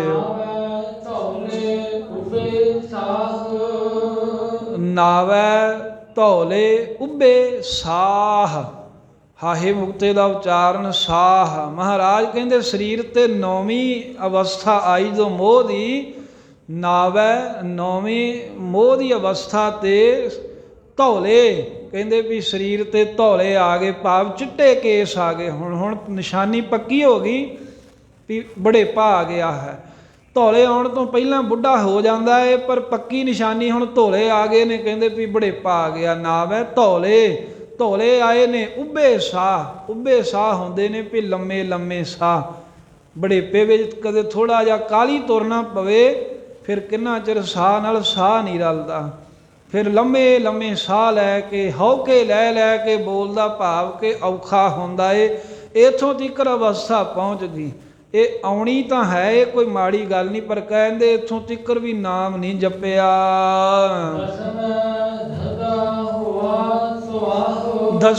10ਵੀਂ ਅਵਸਥਾ ਆ, ਸੁਆਹੋ ਕਿੱਥੇ ਹੈ, ਸੁਆਹ। 10ਵੇਂ ਦੱਦਾ ਹੋਆ ਸੁਆਹ। 10ਵੀਂ ਸਰੀਰ ਤੇ ਮੋਹ ਦੀ ਅਵਸਥਾ ਮਹਾਰਾਜ ਸਾਹਿਬ ਜੀ ਕਹਿੰਦੇ ਜਦੋਂ ਆਈ ਤਾਂ ਇਸ ਅਵਸਥਾ ਦੇ ਵਿੱਚ ਦੱਦਾ ਕੀ ਹੈ ਵੀ ਸੜ ਕੇ, ਜਦੋਂ ਸੰਸਕਾਰ ਕਰਨ ਜਾਂਦੇ ਨੇ ਫਿਰ ਕਹਿੰਦੇ ਵੀ ਸੜ ਗਿਆ, 10ਵੀਂ ਅਵਸਥਾ ਚੜ੍ਹਾਈ ਕਰ ਗਿਆ, ਚੜ੍ਹਾਈ ਕੀਤੇ ਦਾ ਸੰਸਕਾਰ ਕਰਨ ਗਏ ਤੇ ਦੱਦਾ ਸੜ ਕੇ ਹੋਆ ਸੁਆਹ, ਕਹਿੰਦੇ ਖੇ ਬਣ ਗਿਆ।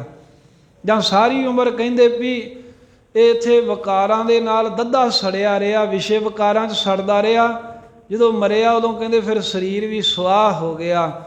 ਅੱਗ ਦੇ ਨਾਲ ਸਾੜ ਦਿੰਦੇ ਆ, ਭਾਵੇਂ ਮਿੱਟੀ 'ਚ ਦੱਬ ਦੇਣ, ਪਾਣੀ 'ਚ ਰੋੜ ਦੇਣ, ਭਾਵ ਉਹੀ ਹੈ ਵੀ ਬਿਲਕੁਲ ਖਤਮ ਹੋ ਜਾਣਾ। ਸੁਆਹ ਹੋਣ ਤੋਂ ਭਾਵ ਵੀ ਬਿਲਕੁਲ ਖਤਮ ਹੋ ਗਿਆ। ਫਿਰ ਜਦੋਂ 10ਵੀਂ ਅਵਸਥਾ ਆਈ ਸਰੀਰ ਦੇ ਉੱਤੇ, ਕਹਿੰਦੇ ਵੀ ਚਾਲਾ ਮਾਰ ਗਿਆ, ਸੜ ਕੇ ਸੁਆਹ ਹੋ ਗਿਆ, ਬਿਲਕੁਲ ਖਤਮ ਹੋ ਗਿਆ।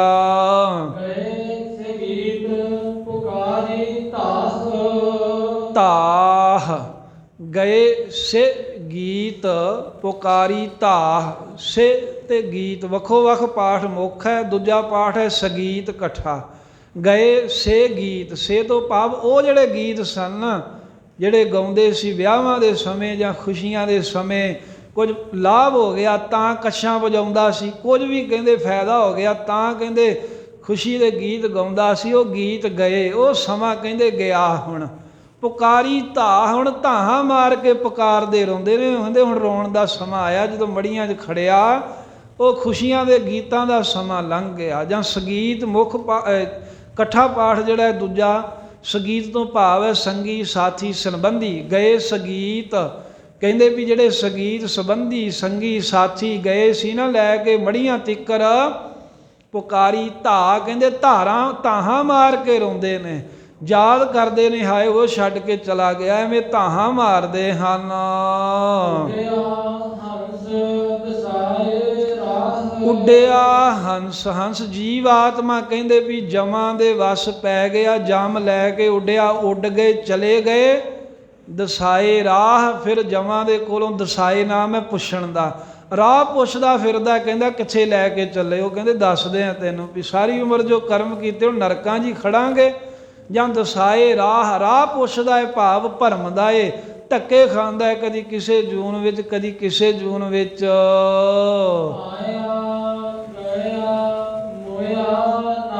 ਜਨਮ ਲੈ ਕੇ ਆਇਆ ਸੀ, ਮਰ ਕੇ ਕਹਿੰਦੇ ਗਿਆ ਚਲਾ ਗਿਆ, ਤੇ ਮੋਇਆ ਨਾਉ, ਤੇ ਕੁਝ ਸਮਾਂ ਲੰਘਿਆ ਤਾਂ ਨਾਮ ਵੀ ਮਰ ਗਿਆ। 50-60 ਸਾਲ ਬਾਅਦ ਚੇਤਾ ਹੀ ਭੁੱਲ ਜਾਂਦਾ, ਨਾਮ ਵੀ ਚੇਤੇ ਨਹੀਂ ਰਹਿੰਦਾ ਫਿਰ। ਜਾਂ ਮੋਇਆ ਨਾਉ, ਕਹਿੰਦੇ ਵੀ ਜਿਹੜਾ ਨਾਮ ਜਪਣ ਵੱਲੋਂ ਮੋਇਆ ਮਰਿਆ ਹੋਇਆ ਹੈ ਨਾ, ਆਇਆ ਗਿਆ, ਉਹ ਆਉਂਦਾ ਜਾਂਦਾ ਜੰਮਦਾ ਮਰਦਾ ਰਹਿੰਦਾ ਹੈ। ਜਾਂ ਆਇਆ ਗਿਆ ਮੋਇਆ ਨਾਉ। ਸਤਿਗੁਰੂ ਮਹਾਰਾਜ ਸਾਹਿਬ ਜੀ ਕਹਿੰਦੇ ਵੀ ਇਹ ਜਿਹੜਾ ਜੀਵ ਹੈ ਨਾ, ਇਹ ਆਇਆ ਆ ਕੇ ਇੱਥੇ ਬੜਾ ਕੁਝ ਇਹਨੇ ਵਿਖਾਇਆ ਵੀ ਮੈਂ ਕੁਝ ਹੈਗਾ, ਆਪਣੀ ਹੋਂਦ ਵਿਖਾਉਂਦਾ ਰਿਹਾ, ਨਾਮ ਨਹੀਂ ਜਪਿਆ, ਮਰ ਕੇ ਗਿਆ ਚਲਿਆ ਗਿਆ ਟੇਢੀਆਂ ਜੂਨਾਂ ਦੇ ਵਿੱਚ। ਤੇ ਜਦੋਂ ਟੇਢੀਆਂ ਜੂਨਾਂ ਦੇ ਵਿੱਚ ਮਰ ਕੇ ਚਲਾ ਗਿਆ, ਕਹਿੰਦੇ ਮੋਇਆ ਨਾਉ, ਫਿਰ ਉਹਦਾ ਮੋਇਆ ਨਾਮ ਪੈ ਗਿਆ, ਕਹਿੰਦੇ ਉਹ ਮੋਇਆ ਮਰ ਗਿਆ। ਲਿਖ ਦਿੰਦੇ ਨਾ ਫੋਟੋ ਦੇ ਉੱਤੇ, ਕਹਿੰਦੇ ਵੀ ਗੁਰਪੁਰੀ ਸਵਰਗਪੁਰ ਵਾਸੀ ਕਹਿੰਦੇ ਵੀ ਸਵਰਗਵਾਸੀ ਲਿਖ ਦਿੰਦਾ, ਕੋਈ ਲਿਖ ਦਿੰਦਾ ਐਕਸਪਾਇਰ ਹੋ ਗਿਆ। ਉਹ ਜੋ ਵੀ ਲਿਖਿਆ ਉਹਦਾ ਭਾਵ ਹੈ ਵੀ ਉਹਦਾ ਨਾਮ ਪੈ ਗਿਆ ਵੀ ਮਰ ਗਿਆ ਹੈ। ਉਸੇ ਵੇਲੇ ਮੌਤ ਦਾ ਸਰਟੀਫਿਕੇਟ ਬਣਾਉਂਦੇ ਨੇ, ਉਹ ਜਾ ਕੇ ਦੱਸਣਾ ਹੁੰਦਾ ਨਾ, ਕਹਿੰਦੇ ਮਰ ਗਿਆ, ਹੁਣ ਉਹ ਸਾਰਾ ਕੁਝ ਮੇਰੇ ਨਾਂ ਕਰ ਦਿਓ, ਜੋ ਕੁਝ ਉਹਦਾ ਹੈਗਾ ਸੀ ਉਹਦਾ ਵਾਰਸ ਮੈਂ, ਮੈਨੂੰ ਦੇ ਦਿਓ। ਕਹਿੰਦੇ ਉਹਦਾ ਨਾਮ ਮੋਇਆ ਪੈ ਗਿਆ, ਕਹਿੰਦੇ ਮਰ ਗਿਆ ਹੁਣ। ਕਹਿੰਦੇ ਫਲਾਨਾ ਹੁੰਦਾ ਸੀ ਤੁਹਾਡੇ, ਕਹਿੰਦੇ ਉਹਦੇ ਮਰ ਗਿਆ ਕਦੇ ਦਾ, ਉਹ ਨਹੀਂ ਹੁਣ ਹੈਗਾ। ਇੱਦਾਂ ਸਾਹਿਬ ਕਹਿੰਦੇ ਵੀ ਐਸੀ ਅਵਸਥਾ ਆਈ, ਆਉਂਦਾ ਜਾਂਦਾ ਜੰਮਦਾ ਮਰਦਾ ਏ, ਅਖੀਰ ਉਹ ਕਹਿੰਦੇ ਸਾਰੇ ਕਹਿੰਦੇ ਵੀ ਮੋਇਆ ਮਰ ਗਿਆ, ਇਹ ਨਾਮ ਹੀ ਉਹਦਾ ਪੈ ਜਾਂਦਾ ਏ ਵੀ ਚੜ੍ਹਾਈ ਕਰ ਗਿਆ ਫਲਾਨਾ। ਪਿੱਛੇ ਪੱਤਲ ਸੱਦਿਓ ਕਾਵ, ਤੇ ਪਿੱਛੇ ਉਹਦੇ ਮਰਨ ਤੋਂ ਪਿੱਛੋਂ ਜਿਹੜੇ ਸੰਬੰਧੀ ਨੇ, ਜ਼ਿਆਦਾਤਰ ਇੱਦਾਂ ਹੀ ਲੋਕ ਕਰਦੇ ਨਾ, ਮਹਾਰਾਜ ਨੇ ਉਹ ਮਨਮੁਖਾਂ ਦੀ ਗੱਲ ਕਹੀ ਇੱਥੇ। ਉਹ ਕੀ ਕਰਦੇ ਵੀ ਫੇਰ ਪਹਿਲਾਂ ਤਾਂ ਸਾਰੀ ਉਮਰ ਸੇਵਾ ਨਹੀਂ ਕੀਤੀ, ਜਦੋਂ ਮਰ ਗਿਆ ਉਹ ਪਹਿਲਾਂ ਆਪ ਵੀ ਮੋਹ 'ਚ ਜ਼ਿੰਦਗੀ ਲੰਘਾ ਲਈ, ਫਿਰ ਮਰ ਗਿਆ, ਮਰਨ ਲੱਗਿਆਂ ਵੀ ਸੇਵਾ ਨਾ ਹੋਈ, ਫਿਰ ਪਿੱਛੋਂ ਕਹਿੰਦੇ ਵੀ ਉਹਦੇ ਨਾਂ ਦੇ ਪੱਤਲ ਭਰ ਭਰ ਕੇ, ਪੱਤਲ ਦੇ ਉੱਤੇ ਪੱਤਲਾਂ ਦੇ ਭੋਜਨ ਪਾ ਕੇ ਬ੍ਰਾਹਮਣਾਂ ਨੂੰ ਛਕਾਉਂਦੇ ਨੇ ਵੀ ਛਕੋ, ਕਹਿੰਦੇ ਵੀ ਇਹਨੂੰ ਖਵਾਇਆ ਫਿਰ ਪਹੁੰਚਦਾ ਹੈ ਬਜ਼ੁਰਗਾਂ ਨੂੰ, ਇਹ ਭਾਵ ਰੱਖ ਕੇ ਤੇ ਛਕਾਉਂਦੇ ਹਨ। ਸੱਦਿਓ ਕਾਵ, ਤੇ ਕਾਵਾਂ ਨੂੰ ਵੀ ਸੱਦਦੇ ਨੇ, ਬ੍ਰਾਹਮਣ ਨੂੰ ਵੀ ਖਵਾਉਂਦੇ ਨੇ ਤੇ ਕਾਵਾਂ ਨੂੰ ਵੀ ਖਵਾਉਂਦੇ ਨੇ, ਜਾਂ ਪੱਤਲਾਂ ਤੇ ਭਰ ਕੇ ਕਹਿੰਦੇ ਰੱਖ ਦਿੰਦੇ ਆ ਭੋਜਨ ਬਣਾ ਕੇ, ਤੇ ਫਿਰ ਕਾਵਾਂ ਨੂੰ ਸੱਦਦੇ ਆ। ਉਹ ਕਊਆ ਕੁੱਕਰ ਖਾਹੀ ਤਾਂਿਓ ਕਿਹਾ ਨਾ ਵੀ ਹੋਰ ਪਹੁੰਚਣਾ ਦੇ ਕਿੱਥੇ ਆ, ਕਾਂ ਕੁੱਤੇ ਖਾ ਖੂ ਕੇ ਕਹਿੰਦੇ ਵੀ ਉਹ ਗਾਂਹ ਜਾਂਦੇ, ਉਹ ਰੱਜ ਜ਼ਰੂਰ ਜਾਂਦੇ ਆ। ਵੀ ਕਾਵਾਂ ਦਾ ਚੰਗਾ ਮੇਲਾ ਬਣ ਜਾਂਦਾ। ਅੱਗੇ ਬਜ਼ੁਰਗਾਂ ਨੂੰ ਪਹੁੰਚਿਆ ਨਹੀਂ ਪਹੁੰਚਿਆ ਇਹ ਕਹਿੰਦੇ ਕੋਈ ਮਾਇਨੇ ਨਹੀਂ ਰੱਖਦਾ ਫਿਰ।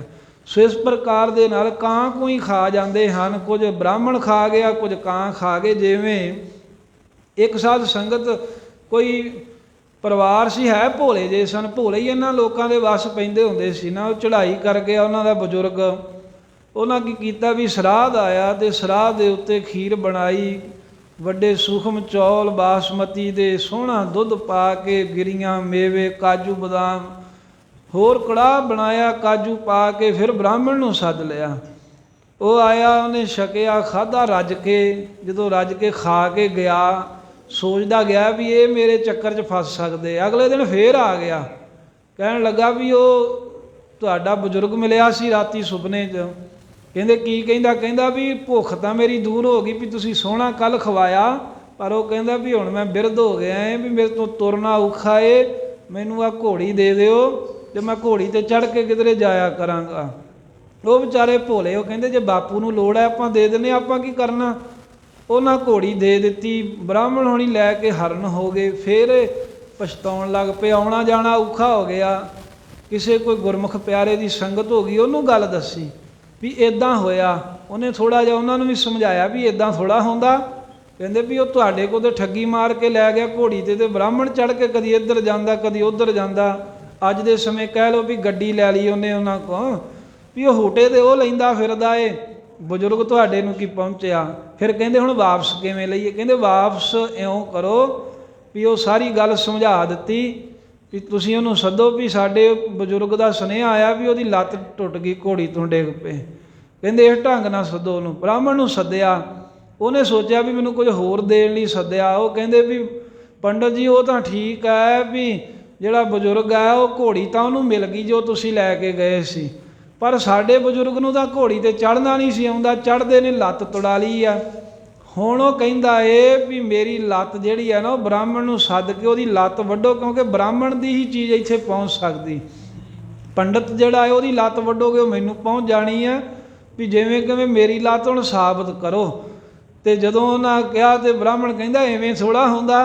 ਕਹਿੰਦਾ ਹੁੰਦਾ ਕਿਉਂ ਨਹੀਂ, ਜੇ ਖਾਧੀ ਚੀਜ਼ ਉੱਥੇ ਪਹੁੰਚ ਗਈ, ਘੋੜੀ ਉੱਥੇ ਪਹੁੰਚ ਗਈ, ਤੇਰੀ ਲੱਤ ਕਿਵੇਂ ਨਹੀਂ ਪਹੁੰਚੂਗੀ। ਫਿਰ ਹੱਥ ਜੋੜ ਕੇ ਮਾਫੀਆਂ ਮੰਗ ਕੇ ਉਹਨੇ ਖਹਿੜਾ ਛੁਡਾਇਆ ਤੇ ਘੋੜੀ ਵਾਪਸ ਦੇ ਗਿਆ। ਕਹਿੰਦਾ ਵੀ ਕੋਈ ਅੱਗੇ ਨਹੀਂ ਜਾਂਦਾ, ਵੀ ਤੁਸੀਂ ਆਪਣੀ ਘੋੜੀ ਸਾਂਭੋ, ਮੇਰੀ ਲੱਤ ਨਾ ਵੱਢੋ। ਐਵੇਂ ਪੱਤਲ ਭਰ ਭਰ ਕੇ ਲੋਕ ਖਵਾਉਂਦੇ ਪਿਆਉਂਦੇ ਨੇ, ਉਹ ਖਾ ਪੀ ਕੇ ਕੋਈ ਉਦੋਂ ਪੰਡਤ ਬ੍ਰਾਹਮਣ ਫਿਰ ਹੋਰ ਜਾਂ ਹੋਰ ਹੁਣ ਭਾਈਆਂ ਨੂੰ ਲੈ ਜਾਂਦੇ ਆ। ਕਹਿੰਦੇ ਬ੍ਰਾਹਮਣ ਹੀ ਨਹੀਂ ਸੱਦਣਾ, ਭਾਈਆਂ ਨੂੰ ਲੈ ਜਾਂਦੇ ਜੀ ਸਰਾਧ ਹੈ ਅੱਜ ਅਰਦਾਸ ਕਰ ਦਿਓ। ਸਾਡੇ ਵਾਲੇ ਵੀ ਉਹੀ ਛਕਣ ਛਕਾਉਣ ਕਰਕੇ ਪਹੁੰਚ ਜਾਂਦੇ ਆ ਉੱਥੇ। ਪਰ ਸਾਧ ਸੰਗਤ ਐਵੇਂ ਮੋਇਆਂ ਦੇ ਪਿੱਛੇ ਨਾਮ ਤਾਂ ਜਾ ਸਕਦਾ ਹੈ। ਮਹਾਰਾਜ ਜੀ ਕਹਿੰਦੇ ਨਾਮ ਜਪਿਆ ਹੋਊਗਾ ਨਾ ਉਹ ਤਾਂ ਪਿੱਤਰਾਂ ਦਾ ਉਧਾਰ ਕਰ ਸਕਦਾ। ਕੋਈ ਖਾਣ ਪੀਣ ਵਾਲੀ ਵਸਤੂ ਕਿਵੇਂ ਚੱਲ ਜੂ, ਇਹ ਤਾਂ ਸਰੀਰ ਨਾਲ ਸੰਬੰਧ ਹੈ। ਸਰੀਰ ਤਾਂ ਛੁੱਟ ਗਿਆ, ਉਹਦਾ ਇੱਥੇ ਰਹਿ ਗਿਆ ਹੁਣ। ਸੋ ਇਸ ਕਰਕੇ ਇਹ ਇੱਕ ਕੇਵਲ ਭਰਮ ਪਖੰਡ ਹੈ, ਲੋਕ ਇਹੀ ਕਰਦੇ ਹਨ। ਗੁਰੂ ਨਾਨਕ ਸਾਹਿਬ ਕਹਿੰਦੇ ਪਿੱਛੋਂ ਪੱਤਲ ਭਰ ਭਰ ਕੇ ਸੱਦਦੇ ਨੇ, ਕਾਵਾਂ ਨੂੰ ਖਵਾਉਂਦੇ ਹਨ। ਨਾਨਕ ਮਨ ਮੁਖ ਅੰਧ ਪਿਆਰ। ਗੁਰੂ ਨਾਨਕ ਦੇਵ ਸਾਹਿਬ ਕਹਿੰਦੇ ਜਿਹੜਾ ਮਨ ਦੇ ਪਿੱਛੇ ਲੱਗਣ ਵਾਲਾ ਮਨਮੁਖ ਹੈ ਨਾ, ਅੰਨਾ ਅਗਿਆਨੀ ਜੀਵ ਦਾ ਅੰਧਤਾਈ 'ਚ ਹੀ ਪਿਆਰ ਹੈ। ਇਹਨੂੰ ਕੋਈ ਮਤਲਬ ਨਹੀਂ ਵੀ ਮੈਂ ਵਿਚਾਰ ਕਰਾਂ ਵੀ ਜਿਹੜਾ ਕੰਮ ਕਰ ਰਹੇ ਹਾਂ ਵੀ ਇਹਦਾ ਕੋਈ ਫਾਇਦਾ ਹੈ। ਵੀ ਜਿਵੇਂ ਸੱਪ ਲੰਘਿਆ ਹੋਵੇ, ਕੋਈ ਉਹਦੀ ਲਕੀਰ ਕੁੱਟੀ ਜਾਵੇ, ਉਹਦਾ ਕੀ ਫਾਇਦਾ ਹੈ। ਕਹਿੰਦੇ ਵੀ ਇਸ ਤਰ੍ਹਾਂ ਮਨਮੁਖਤਾਈ ਜੰਨੇ ਹੀ ਕੰਮ ਕਰ ਰਹੇ ਆ, ਕੋਈ ਚੱਜ ਦਾ ਕੰਮ ਨਹੀਂ ਕਰਦੇ, ਨਾਮ ਨਹੀਂ ਜਪਦੇ, ਸਾਰੀ ਉਮਰ ਇਦਾਂ ਲੰਘ ਜਾਂਦੀ ਆ। ਉਹਦਾ ਕਾਰਨ ਹੈ ਵੀ ਗੁਰਾਂ ਤੋਂ ਬਾਝ ਬਗੈਰ, ਗੁਰੂ ਦੇ ਉਪਦੇਸ਼ ਤੋਂ ਬਗੈਰ ਸਾਰਾ ਸੰਸਾਰ ਡੁੱਬ ਰਿਹਾ ਹੈ। ਸਾਰੇ ਜਗਤ ਦੇ ਜੀਵ ਧੱਕੇ ਖਾ ਰਹੇ ਹਨ, ਗਰਕ ਹੋ ਰਹੇ ਨੇ, ਗੁਰੂ ਦੀ ਸਿੱਖਿਆ ਨਹੀਂ ਮੰਨਦੇ, ਗੁਰੂ ਦੀ ਗੱਲ ਨਹੀਂ ਮੰਨਦੇ, ਬੇਮੁਖ ਹੋ ਕਰਕੇ ਸੰਸਾਰ ਵਿੱਚ ਡੁੱਬ ਰਹੇ, ਗਰਕ ਹੋ ਰਹੇ ਹਨ। ਧੰਨ ਗੁਰੂ ਨਾਨਕ ਦੇਵ ਮਹਾਰਾਜ ਸਾਹਿਬ ਜੀ ਇਹ 10 ਮੋਹ ਦੀਆਂ ਅਵਸਥਾਵਾਂ ਨੂੰ ਹੁਣ ਉਮਰ ਵਿੱਚ ਬਦਲ ਕੇ ਦੱਸਦੇ ਨੇ ਵੀ ਕਿਹੜੀ ਕਿਹੜੀ ਅਵਸਥਾ ਹੈ। 10 ਬਾ ਲੱਤਣ, ਇਵੇਂ ਬੋਲਣਾ ਹੈ ਖਿੱਚ ਕੇ 10 ਬਾ ਲੱਤਣ। 10 ਸਾਲ ਮਹਾਰਾਜ ਜੀ ਕਹਿੰਦੇ ਪਹਿਲੇ ਕਹਿੰਦੇ ਵੀ ਜਿਹੜੇ ਬਾਲ ਅਵਸਥਾ ਦੇ ਸਨ ਇਹ ਤਾਂ ਕਹਿੰਦੇ ਵੀ ਬਾਲਕ ਪਣੇ ਦੇ ਵਿੱਚ ਖੇਡਾਂ ਕਰਦਿਆਂ ਹੀ ਲੰਘ ਗਏ। ਕਹਿੰਦੇ ਕੋਈ ਨਹੀਂ ਨਿਆਣਾ ਹੈ ਜੀ, ਖੇਡ ਲੈਣ ਦਿਓ, ਇਦਾਂ ਉਮਰ ਲੰਘ ਗਈ। 20 ਰਵਣ ਤੇ 20 ਸਾਲ ਤੀਕਰ ਦੀ ਉਮਰ ਜਿਹੜੀ 10 ਤੋਂ ਅੱਗੇ ਸੀ ਕਿਸ਼ੋਰ ਅਵਸਥਾ। ਰਵਣ ਤੋਂ ਭਾਵ ਕਿਸ਼ੋਰ ਅਵਸਥਾ, ਉਹ ਸੋਹਣੀ ਅਵਸਥਾ, ਉਹ ਸੁੰਦਰ ਅਵਸਥਾ, ਜਦੋਂ ਮੁੱਛਾਂ ਫੁੱਟਦੀਆਂ ਨੇ, ਚਿਹਰੇ ਦਾ ਸੋਹਣਾ ਰੰਗ ਨਿਕਲਦਾ ਹੈ, ਸਰੀਰ ਜਿਹੜਾ ਇਹ ਖੁੱਸਾ ਭਰਨ ਲੱਗ ਪੈਂਦਾ ਏ। ਕਹਿੰਦੇ ਵੀ 20 ਸਾਲ ਤੀਕਰ ਤਾਂ ਉਹ ਕਿਸ਼ੋਰ ਅਵਸਥਾ ਜਿਹੜੀ ਹੈ ਉਹਦੇ ਵਿੱਚ ਹੀ ਲੰਘ ਗਏ। ਹੁਣ ਸ਼ੀਸ਼ੇ ਅੱਗੇ ਖਲੋ ਕੇ ਵੇਖਣ ਲੱਗ ਪਿਆ ਏ, ਕਹਿੰਦਾ ਵੀ ਮੈਂ ਸੋਹਣਾ ਲੱਗਦਾ ਏ, ਪੱਗ ਸਵਾਰਦਾ ਏ, ਮੁੱਛਾਂ ਆ ਗਈਆਂ, ਕਹਿੰਦੇ ਵੇਖਦਾ ਏ, ਆਪਣਾ ਸਰੀਰ ਵੇਖਦਾ ਹੈ। 20 ਸਾਲ ਕਹਿੰਦੇ ਇਦਾਂ ਲੰਘ ਗਏ, ਨਾਮ ਫੇਰ ਨਾ ਜਪਿਆ। ਉਹਦੇ ਅਰਥ ਨਹੀਂ ਹੋਏ ਤੀਸਾ ਕਾ ਸੁੰਦਰ ਕਹਾਵੇ। ਤੇ ਤੀਸਾ ਕਾ ਜਦੋਂ 30 ਸਾਲ ਦਾ ਹੋ ਗਿਆ ਤਾਂ ਜਵਾਨੀ ਦੇ ਵਿੱਚ, ਜਵਾਨੀ 'ਚ ਪੂਰਾ ਆਪਣੇ ਆਪ ਨੂੰ ਸੁੰਦਰ ਕਹਾਵੇ, ਸੋਹਣਾ ਕਹਾਉਂਦਾ। ਕਹਿੰਦੇ ਮੈਂ ਸੋਹਣਾ ਲੱਗਦਾ ਨਾ, ਸੱਜ ਬੱਜ ਕੇ ਪੁੱਛਦਾ ਏ, ਕਦੀ ਮਾਈ ਨੂੰ, ਕਦੀ ਬਾਪ ਨੂੰ, ਭੈਣਾਂ ਨੂੰ, ਭਰਾਵਾਂ ਨੂੰ, ਮਿੱਤਰਾਂ ਨੂੰ, ਸਾਥੀਆਂ ਨੂੰ, ਕਹਿੰਦੇ ਮੈਂ ਸੋਹਣਾ ਤੇ ਲੱਗਦਾ। ਕਹਿੰਦੇ ਹਾਂ ਬੜਾ ਸੋਹਣਾ ਹੈ। ਐ 30 ਤੀਕ ਰਹਿਣ ਸੁੰਦਰਤਾ ਜਿਹੜੀ ਹੈ ਨਾ, ਜਿਹੜੀ ਸੁੰਦਰਤਾ ਹੁੰਦੀ ਹੈ ਜੋ ਵੀ ਸਰੀਰ ਤੇ, ਕਹਿੰਦੇ 30 ਸਾਲਾਂ ਤੀਕਰ ਪੂਰਾ ਆਪਣੇ ਆਪ ਨੂੰ ਸੋਹਣਾ ਕਹਾਉਂਦਾ ਵੀ ਮੈਂ ਚੰਗਾ ਜਵਾਨ ਹੋ ਗਿਆ ਹੁਣ। 40 ਪੁਰ ਹੋਏ 85। ਹਾਂ 40 ਪੁਰ ਹੋਏ, ਇੱਥੇ ਅਰਧ ਵਿਸ਼ਰਾਮ ਲਾ ਕੇ ਤੇ ਫਿਰ ਕਹਿੰਦੇ 40 ਪੁਰ ਹੋਏ 85 ਪੱਗ ਖਿੱਸਾ, ਇੱਥੇ ਵਿਸ਼ਰਾਮ ਲਾਉਣਾ। ਫਿਰ ਪੜੋ 40 ਪੁਰ ਹੋਏ 85 ਪੱਗ ਖਿੱਸਾ। ਹੋਏ ਤੇ ਖਲੋਣਾ ਪਹਿਲਾਂ। 40 ਪੁਰ ਹੋਏ 85 ਪੱਗ ਖਿੱਸਾ। ਹਾਂ 40 ਪੁਰ ਹੋਏ ਪੱਗ ਖਿੱਸਾ, 85 ਪੱਗ ਖਿੱਸਾ। 40 ਪੁਰ ਹੋਏ, ਜਦੋਂ 40 ਸਾਲ ਦਾ ਹੁੰਦਾ ਹੈ ਨਾ ਬੰਦਾ, ਉਦੋਂ ਕਹਿੰਦੇ ਵੀ ਪੁਰ ਪੂਰਾ ਜਵਾਨ ਹੋ ਜਾਂਦਾ। ਕਹਿੰਦੇ ਜਿੰਨਾ ਵੀ ਸਰੀਰ 'ਚ ਬਲ ਪੈਣਾ ਹੋਵੇ ਨਾ 40 ਸਾਲ ਤੀਕਰ ਵੱਧਦਾ ਹੀ ਹੈ। 40 ਸਾਲ ਤੀਕਰ ਸਰੀਰ ਵੱਧਦਾ ਫੁੱਲਦਾ, ਸਰੀਰ 'ਚ ਤਾਕਤ ਬਲ ਵੱਧਦਾ ਹੈ। ਤੇ 40 ਤੇ ਐਨ ਜਦੋਂ ਪੂਰਾ ਹੋ ਗਿਆ, ਇਹ ਸਮਝ ਲਓ ਵੀ ਜਿਵੇਂ ਕਹਿੰਦੇ ਨਾ ਵੀ ਗੁੱਡੀ ਐਨ ਸਿਰੇ ਤੇ ਜਾ ਕੇ ਫਿਰ ਹੇਠਾਂ ਨੂੰ ਆਉਂਦੀ ਹੈ। ਉਹ 40 ਸਾਲ ਦੀ ਉਮਰ, ਉੱਥੋਂ ਤੀਕਰ ਕਹਿੰਦੇ ਵੀ ਆਪਣਾ ਬਲ ਹੀ ਵੇਖਦਾ ਰਿਹਾ ਵੀ ਮੇਰਾ ਬਲ ਇੰਨਾ, ਮੇਰੇ 'ਚ ਤਾਕਤ ਇੰਨੀ, ਮੇਰਾ ਕੱਦ ਇੰਨਾ, ਇੱਧਰਲੇ ਬੰਨੇ ਲੱਗਾ ਰਿਹਾ। 40 ਪੁਰ ਹੋਏ 40 ਸਾਲ ਦੀ ਉਮਰ ਤੀਕਰ ਕਹਿੰਦੇ ਵੀ ਪੂਰਾ ਐਨ ਜਵਾਨ ਹੋ ਗਿਆ। 85 ਪੱਗ ਖਿੱਸਾ। ਤੇ 50 ਸਾਲ ਦੀ ਉਮਰ ਤੋਂ ਫਿਰ ਕਹਿੰਦੇ ਪੈਰ ਜਿਹੜਾ ਖਿਸਕਣਾ ਸ਼ੁਰੂ ਹੋ ਗਿਆ, ਭਾਵ ਜਵਾਨੀ ਦੇ ਵਿੱਚ ਕਮਜ਼ੋਰੀ ਆਉਣੀ ਸ਼ੁਰੂ ਹੋ ਗਈ, ਸਹਿਜੇ ਸਹਿਜੇ ਬਲ ਘਟਣਾ ਸ਼ੁਰੂ ਹੋ ਗਿਆ। ਐਵੇਂ ਜਵਾਨੀ ਨੇ, ਬਲ ਨੇ, ਤਾਕਤ ਨੇ ਆਪਣਾ ਪੈਰ ਖਿੱਚ ਲਿਆ। 60 ਕੇ ਬੁਢੇਪਾ ਆਵੇ। 60 ਸਾਲ ਦੀ ਉਮਰ ਹੋ ਗਈ, ਕਹਿੰਦੇ ਬੁਢੇਪਾ ਆ ਗਿਆ।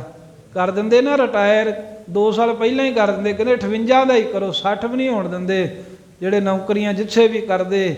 ਕਹਿੰਦੇ 60 ਸਾਲ ਦਾ ਹੋ ਗਿਆ, ਫਿਰ ਬੁੱਢਾ ਹੋ ਗਿਆ, ਫਿਰ ਬੁਢੇਪਾ ਆ ਗਿਆ। ਫਿਰ ਕਹਿੰਦੇ ਵੀ ਇਹਨੂੰ ਘਰੇ ਬਾਓ, ਹੁਣ ਇਹ ਕੋਈ ਕੰਮ ਜਿਹੜਾ ਹੈ ਯੋਗਤਾ ਨਾਲ ਕਰ ਨਹੀਂ ਸਕਦਾ। 70 ਕਾ ਮਤਹੀਣ, 70 ਸਾਲਾਂ ਦਾ ਹੋ ਗਿਆ, ਕਹਿੰਦੇ ਮਤਹੀਣਾ ਹੋ ਗਿਆ, ਅਲਾਈਨਮੈਂਟ ਵਿਗੜ ਗਈ। ਵੇਂਦਾ ਕਿਸੇ ਪਾਸੇ ਹੈ, ਸੁਣਦਾ ਕੁਝ ਹੈ, ਜਾਂਦਾ ਕਿੱਧਰ ਨੂੰ ਹੈ, ਤੁਰਦਾ ਕਿੱਧਰ ਹੈ। ਕਹਿੰਦੇ ਵੀ 70 ਦਾ ਮਤਹੀਣਾ ਹੋ ਗਿਆ। ਉਹ ਜਿਹੜੀਆਂ ਗੱਲਾਂ ਸਿਆਣਪ ਵਾਲੀਆਂ ਉਹ ਗਈਆਂ, ਹੁਣ ਹੋਰ ਹੀ ਗੱਲਾਂ ਕਰਦਾ ਹੈ। ਕਹਿੰਦੇ 70 ਸਾਲ ਦਾ ਹੋ ਗਿਆ ਤਾਂ ਲੋਕ ਕਹਿੰਦੇ ਵੀ ਇਹ ਹੁਣ 70 ਹੋ ਗਿਆ, ਇਹਦੀ ਤਾਂ ਕਹਿੰਦੇ ਵੀ ਮੱਤ ਮਾਰੀ ਗਈ ਹੈ। 17 ਸਾਲਾਂ ਦੇ ਨੂੰ ਲੋਕ ਮਤਹੀਣਾ ਕਹਿੰਦੇ। ਇਹ ਜਿਹੜੀਆਂ ਸਰੀਰ ਦੀਆਂ ਅਵਸਥਾ ਬਣੀਆਂ, ਜਿਵੇਂ ਲੋਕ ਕਹਿੰਦੇ ਨੇ ਨਾ ਮਹਾਰਾਜ, ਉਹ ਦੱਸ ਰਹੇ ਆ। ਪਰ ਜਿਹੜਾ ਗੁਰਮੁਖ ਨਾਮ ਜਪਦਾ, ਗੁਰਮੁਖ ਬੁੱਢੇ ਕਦੇ ਨਾ ਹੀ, ਗੁਰਮੁਖ ਨਹੀਂ ਕਦੀ ਬੁੱਢੇ ਹੁੰਦੇ। ਗੁਰੂ ਅਮਰਦਾਸ ਸਾਹਿਬ ਜੀ ਨੇ ਤਾਂ ਸੇਵਾ ਹੀ 72 ਸਾਲ ਦੀ ਉਮਰ ਸ਼ੁਰੂ ਕੀਤੀ ਸੀ। ਪਰ ਜਿਹੜਾ ਨਾਮ ਬਾਣੀ ਨੂੰ ਨਹੀਂ ਜਪਦਾ, ਗੁਰੂ ਦੀ ਗੱਲ ਨਹੀਂ ਮੰਨਦਾ, ਉਹਦੀ ਗੱਲ ਹੈ ਵੀ ਉਹ ਫਿਰ 70 ਦਾ ਮਤਹੀਣਾ ਹੋ ਜਾਂਦਾ। ਉਹਦੀ ਮੱਤ ਮਾਰੀ ਜਾਂਦੀ ਹੈ, ਸੁਣਦਾ ਕੁਝ ਹੈ, ਕੋਈ ਬੋਲਦਾ ਕੁਝ ਹੈ, ਵੇਂਦਾ ਕਿਸੇ ਪਾਸੇ ਹੈ, ਜਾਂਦਾ ਕਿੱਧਰ ਹੈ। 80 ਹਾਂ ਅਸੀਂ ਹਾਂ ਅਸੀਂ ਹਾਂ ਨਹੀਂ, ਅਸੀਂ ਨਹੀਂ ਕਹੀਦਾ, ਅਸੀਂ। ਅਸੀਂ ਹਾਂ ਕਿਉ ਵਿਹਾਰ ਨਾ ਪਾਵੈ। ਅਸੀਂ ਹਾਂ ਕਾ ਵਿਵਹਾਰ ਨਾ ਪਾਵੈ। ਕਹਿੰਦੇ 80 ਸਾਲਾਂ ਦਾ ਜਿੱਦਣ ਹੋ ਗਿਆ, ਫਿਰ ਹੁਣ ਕੋਈ ਵਿਹਾਰ, ਕੋਈ ਕਾਰ ਵਿਹਾਰ ਕਰਨਾ ਪਾਉਂਦਾ ਹੀ ਨਹੀਂ, ਕੰਮ ਨਹੀਂ ਹੁੰਦਾ ਹੁਣ ਕੋਈ। ਕਰਨ ਦਾ ਯਤਨ ਕਰਦਾ ਏ, ਬਹਿ ਜਾਂਦਾ, ਸਾਹ ਚੜ ਗਿਆ ਕਦੀ, ਕਹਿੰਦੇ ਹੁਣ ਨਹੀਂ ਜਵਾਨਾ ਹੁੰਦਾ, ਫਿਰ ਪਿਛਲੀਆਂ ਗੱਲਾਂ ਸ਼ੁਰੂ ਕਰ ਲੈਂਦਾ। ਕਹਿੰਦਾ ਜਦੋਂ ਤੇਰੇ ਵਰਗੇ ਸਨ ਉਦੋਂ ਅਸੀਂ ਬੜਾ ਕੰਮ ਕੀਤਾ, ਉਦੋਂ ਅਸੀਂ ਆਹ ਕਰਦੇ ਹੋ, ਹੁਣ ਦੀ ਗੱਲ ਕਰ। 80 ਸਾਲਾਂ ਦਾ ਕਹਿੰਦਾ ਵੀ ਕੋਈ ਵਿਹਾਰ ਨਹੀਂ ਕਰਨਾ ਪਾਉਂਦਾ, ਕੰਮ ਸਭ ਰੁਕ ਜਾਂਦੇ ਨੇ। ਨਵੈ ਕਾ ਸੇਜਸ ਨੇ। ਹਾਂ, ਨਵੈ ਕਾ, ਜਿੱਦਾਂ 90 ਬੋਲੀਦਾ ਨਾ ਇਦਾਂ ਹੀ ਇਹਨੂੰ ਬੋਲਣਾ। ਨਵੈ ਕਾ ਭਾਵ 90 ਸਾਲਾਂ ਦਾ ਜਿੱਦਣ ਹੋ ਗਿਆ। ਸੇਜਾਸਣੀ, ਸੇਜਾਸਣੀ ਭਾਵ ਸੇਜਾ ਆਸਣ ਹੋ ਗਿਆ, ਸੁੱਖ ਦਾ ਆਸਣ। ਸੇਜਾ ਤੇ ਹੀ ਹੁਣ ਤੁਰਨ ਫਿਰਨ ਨਾਲੋਂ ਥੱਕ ਗਿਆ, ਲੰਮੇ ਵੀ ਜ਼ਿਆਦਾ ਪੈ ਕੇ ਸਮਾਂ ਕੱਢਦਾ ਹੈ। 90 ਸਾਲਾਂ ਦਾ ਹੋ ਕੇ ਸੇਜਾ ਦਾ ਹੀ ਆਸਣ ਲਾ ਲਿਆ, ਭਾਵ ਲੰਮੇ ਪੈ ਕੇ ਸਮਾਂ ਲੰਘਾਉਂਦਾ ਏ। ਮੂਲ ਨਾ ਜਾਣੈ ਆਪ ਬਲ। ਕੰਨਾਂ ਤੇ ਹੈ ਹੀ ਨਹੀਂ। ਮੂਲ ਨਾ ਜਾਣੈ ਆਪ ਬਲ। ਆਪ ਬਲ, ਮੂਲ ਨਾ ਜਾਣੈ ਆਪ ਬਲ। ਤੇ ਜਿਹੜਾ ਮਹਾਰਾਜ ਸਾਹਿਬ ਕਹਿੰਦੇ ਜਦੋਂ 90 ਦਾ ਹੋ ਗਿਆ ਨਾ, ਫਿਰ ਦੂਜਿਆਂ ਦਾ ਸਹਾਰਾ ਭਾਲਦਾ। ਮੂਲ ਨਾ ਜਾਣੈ ਆਪ ਬਲ, ਆਪਣੇ ਬਲ ਦਾ ਕਹਿੰਦੇ ਹੁਣ ਉਹ ਮੂਲ ਉੱਕਾ ਆਪਣਾ ਬਲ ਤੇ ਜਾਣਦਾ ਹੀ ਨਹੀਂ। ਜਿਹੜਾ ਜਵਾਨੀ 'ਚ ਬਲ ਸੀ ਨਾ ਉਹ ਨਹੀਂ ਜਾਣਦਾ, ਹੁਣ ਸਹਾਰਾ ਮੰਗਦਾ ਏ। ਕਹਿੰਦਾ ਆ ਜਵਾਨਾ ਥੋੜ੍ਹਾ ਨੇੜੇ ਹੋਈ, ਮੈਂ ਬੈਠਾ ਖਾਂ, ਖਲੋਣ ਵਾਸਤੇ ਵੀ ਸਹਾਰਾ ਚਾਹੀਦਾ ਹੈ। ਜਾਂ ਮੂਲ ਨਾ ਜਾਣੈ ਆਪ ਬਲ, ਜਿਵੇਂ ਸਗਨ ਹੁੰਦਾ ਹੈ ਤੇ ਉਹਦੇ ਅੱਗੇ ਅੱਪ ਲਾ ਦਈਏ, ਅੱਪ ਸਗਨ, ਐਵੇਂ ਬਲ ਤਾਕਤ ਤੇ ਅੱਪ ਬਲ ਭਾਵ ਤਾਕਤ ਤੋਂ ਉਲਟ ਕਮਜ਼ੋਰ। ਕਹਿੰਦੇ ਅੱਪ ਬਲ ਹੋ ਗਿਆ, ਕਮਜ਼ੋਰ ਹੋ ਗਿਆ ਬਿਲਕੁਲ, ਮੂਲ ਨਾ ਜਾਣੈ। ਪਰ ਫੇਰ ਵੀ ਮੁੱਢ ਰੂਪ ਪਰਮੇਸ਼ਰ ਨੂੰ ਨਹੀਂ ਜਾਣਦਾ, ਉਹਦਾ ਨਾਮ ਫੇਰ ਵੀ ਨਹੀਂ ਜਪਦਾ।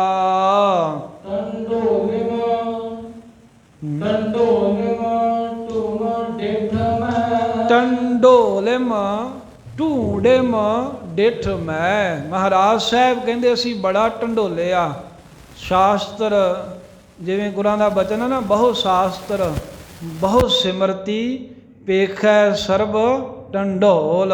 ਟੰਡੋਲਣਾ ਨਾਮ ਖੋਜਣ ਦਾ, ਟੰਡੋਲਿਮ ਕਹਿੰਦੇ ਵੀ ਢੂੰਡਿਆ, ਖੋਜ ਕੀਤੀ, ਮਹਾਂਪੁਰਖਾਂ ਕੋ ਪੁੱਛਿਆ, ਗੁਰਮੁਖਾਂ ਦੇ ਕੋਲੋਂ ਕਹਿੰਦੇ ਭਾਲਿਆ, ਤੇ ਅਖੀਰ ਖੋਜਦਿਆਂ ਭਾਲਦਿਆਂ ਇਸ ਢੂੰਡ ਤੇ, ਇਸ ਵਿਚਾਰ ਤੇ, ਇਸ ਖੋਜ ਤੇ ਪੁੱਜੇ ਹਾਂ।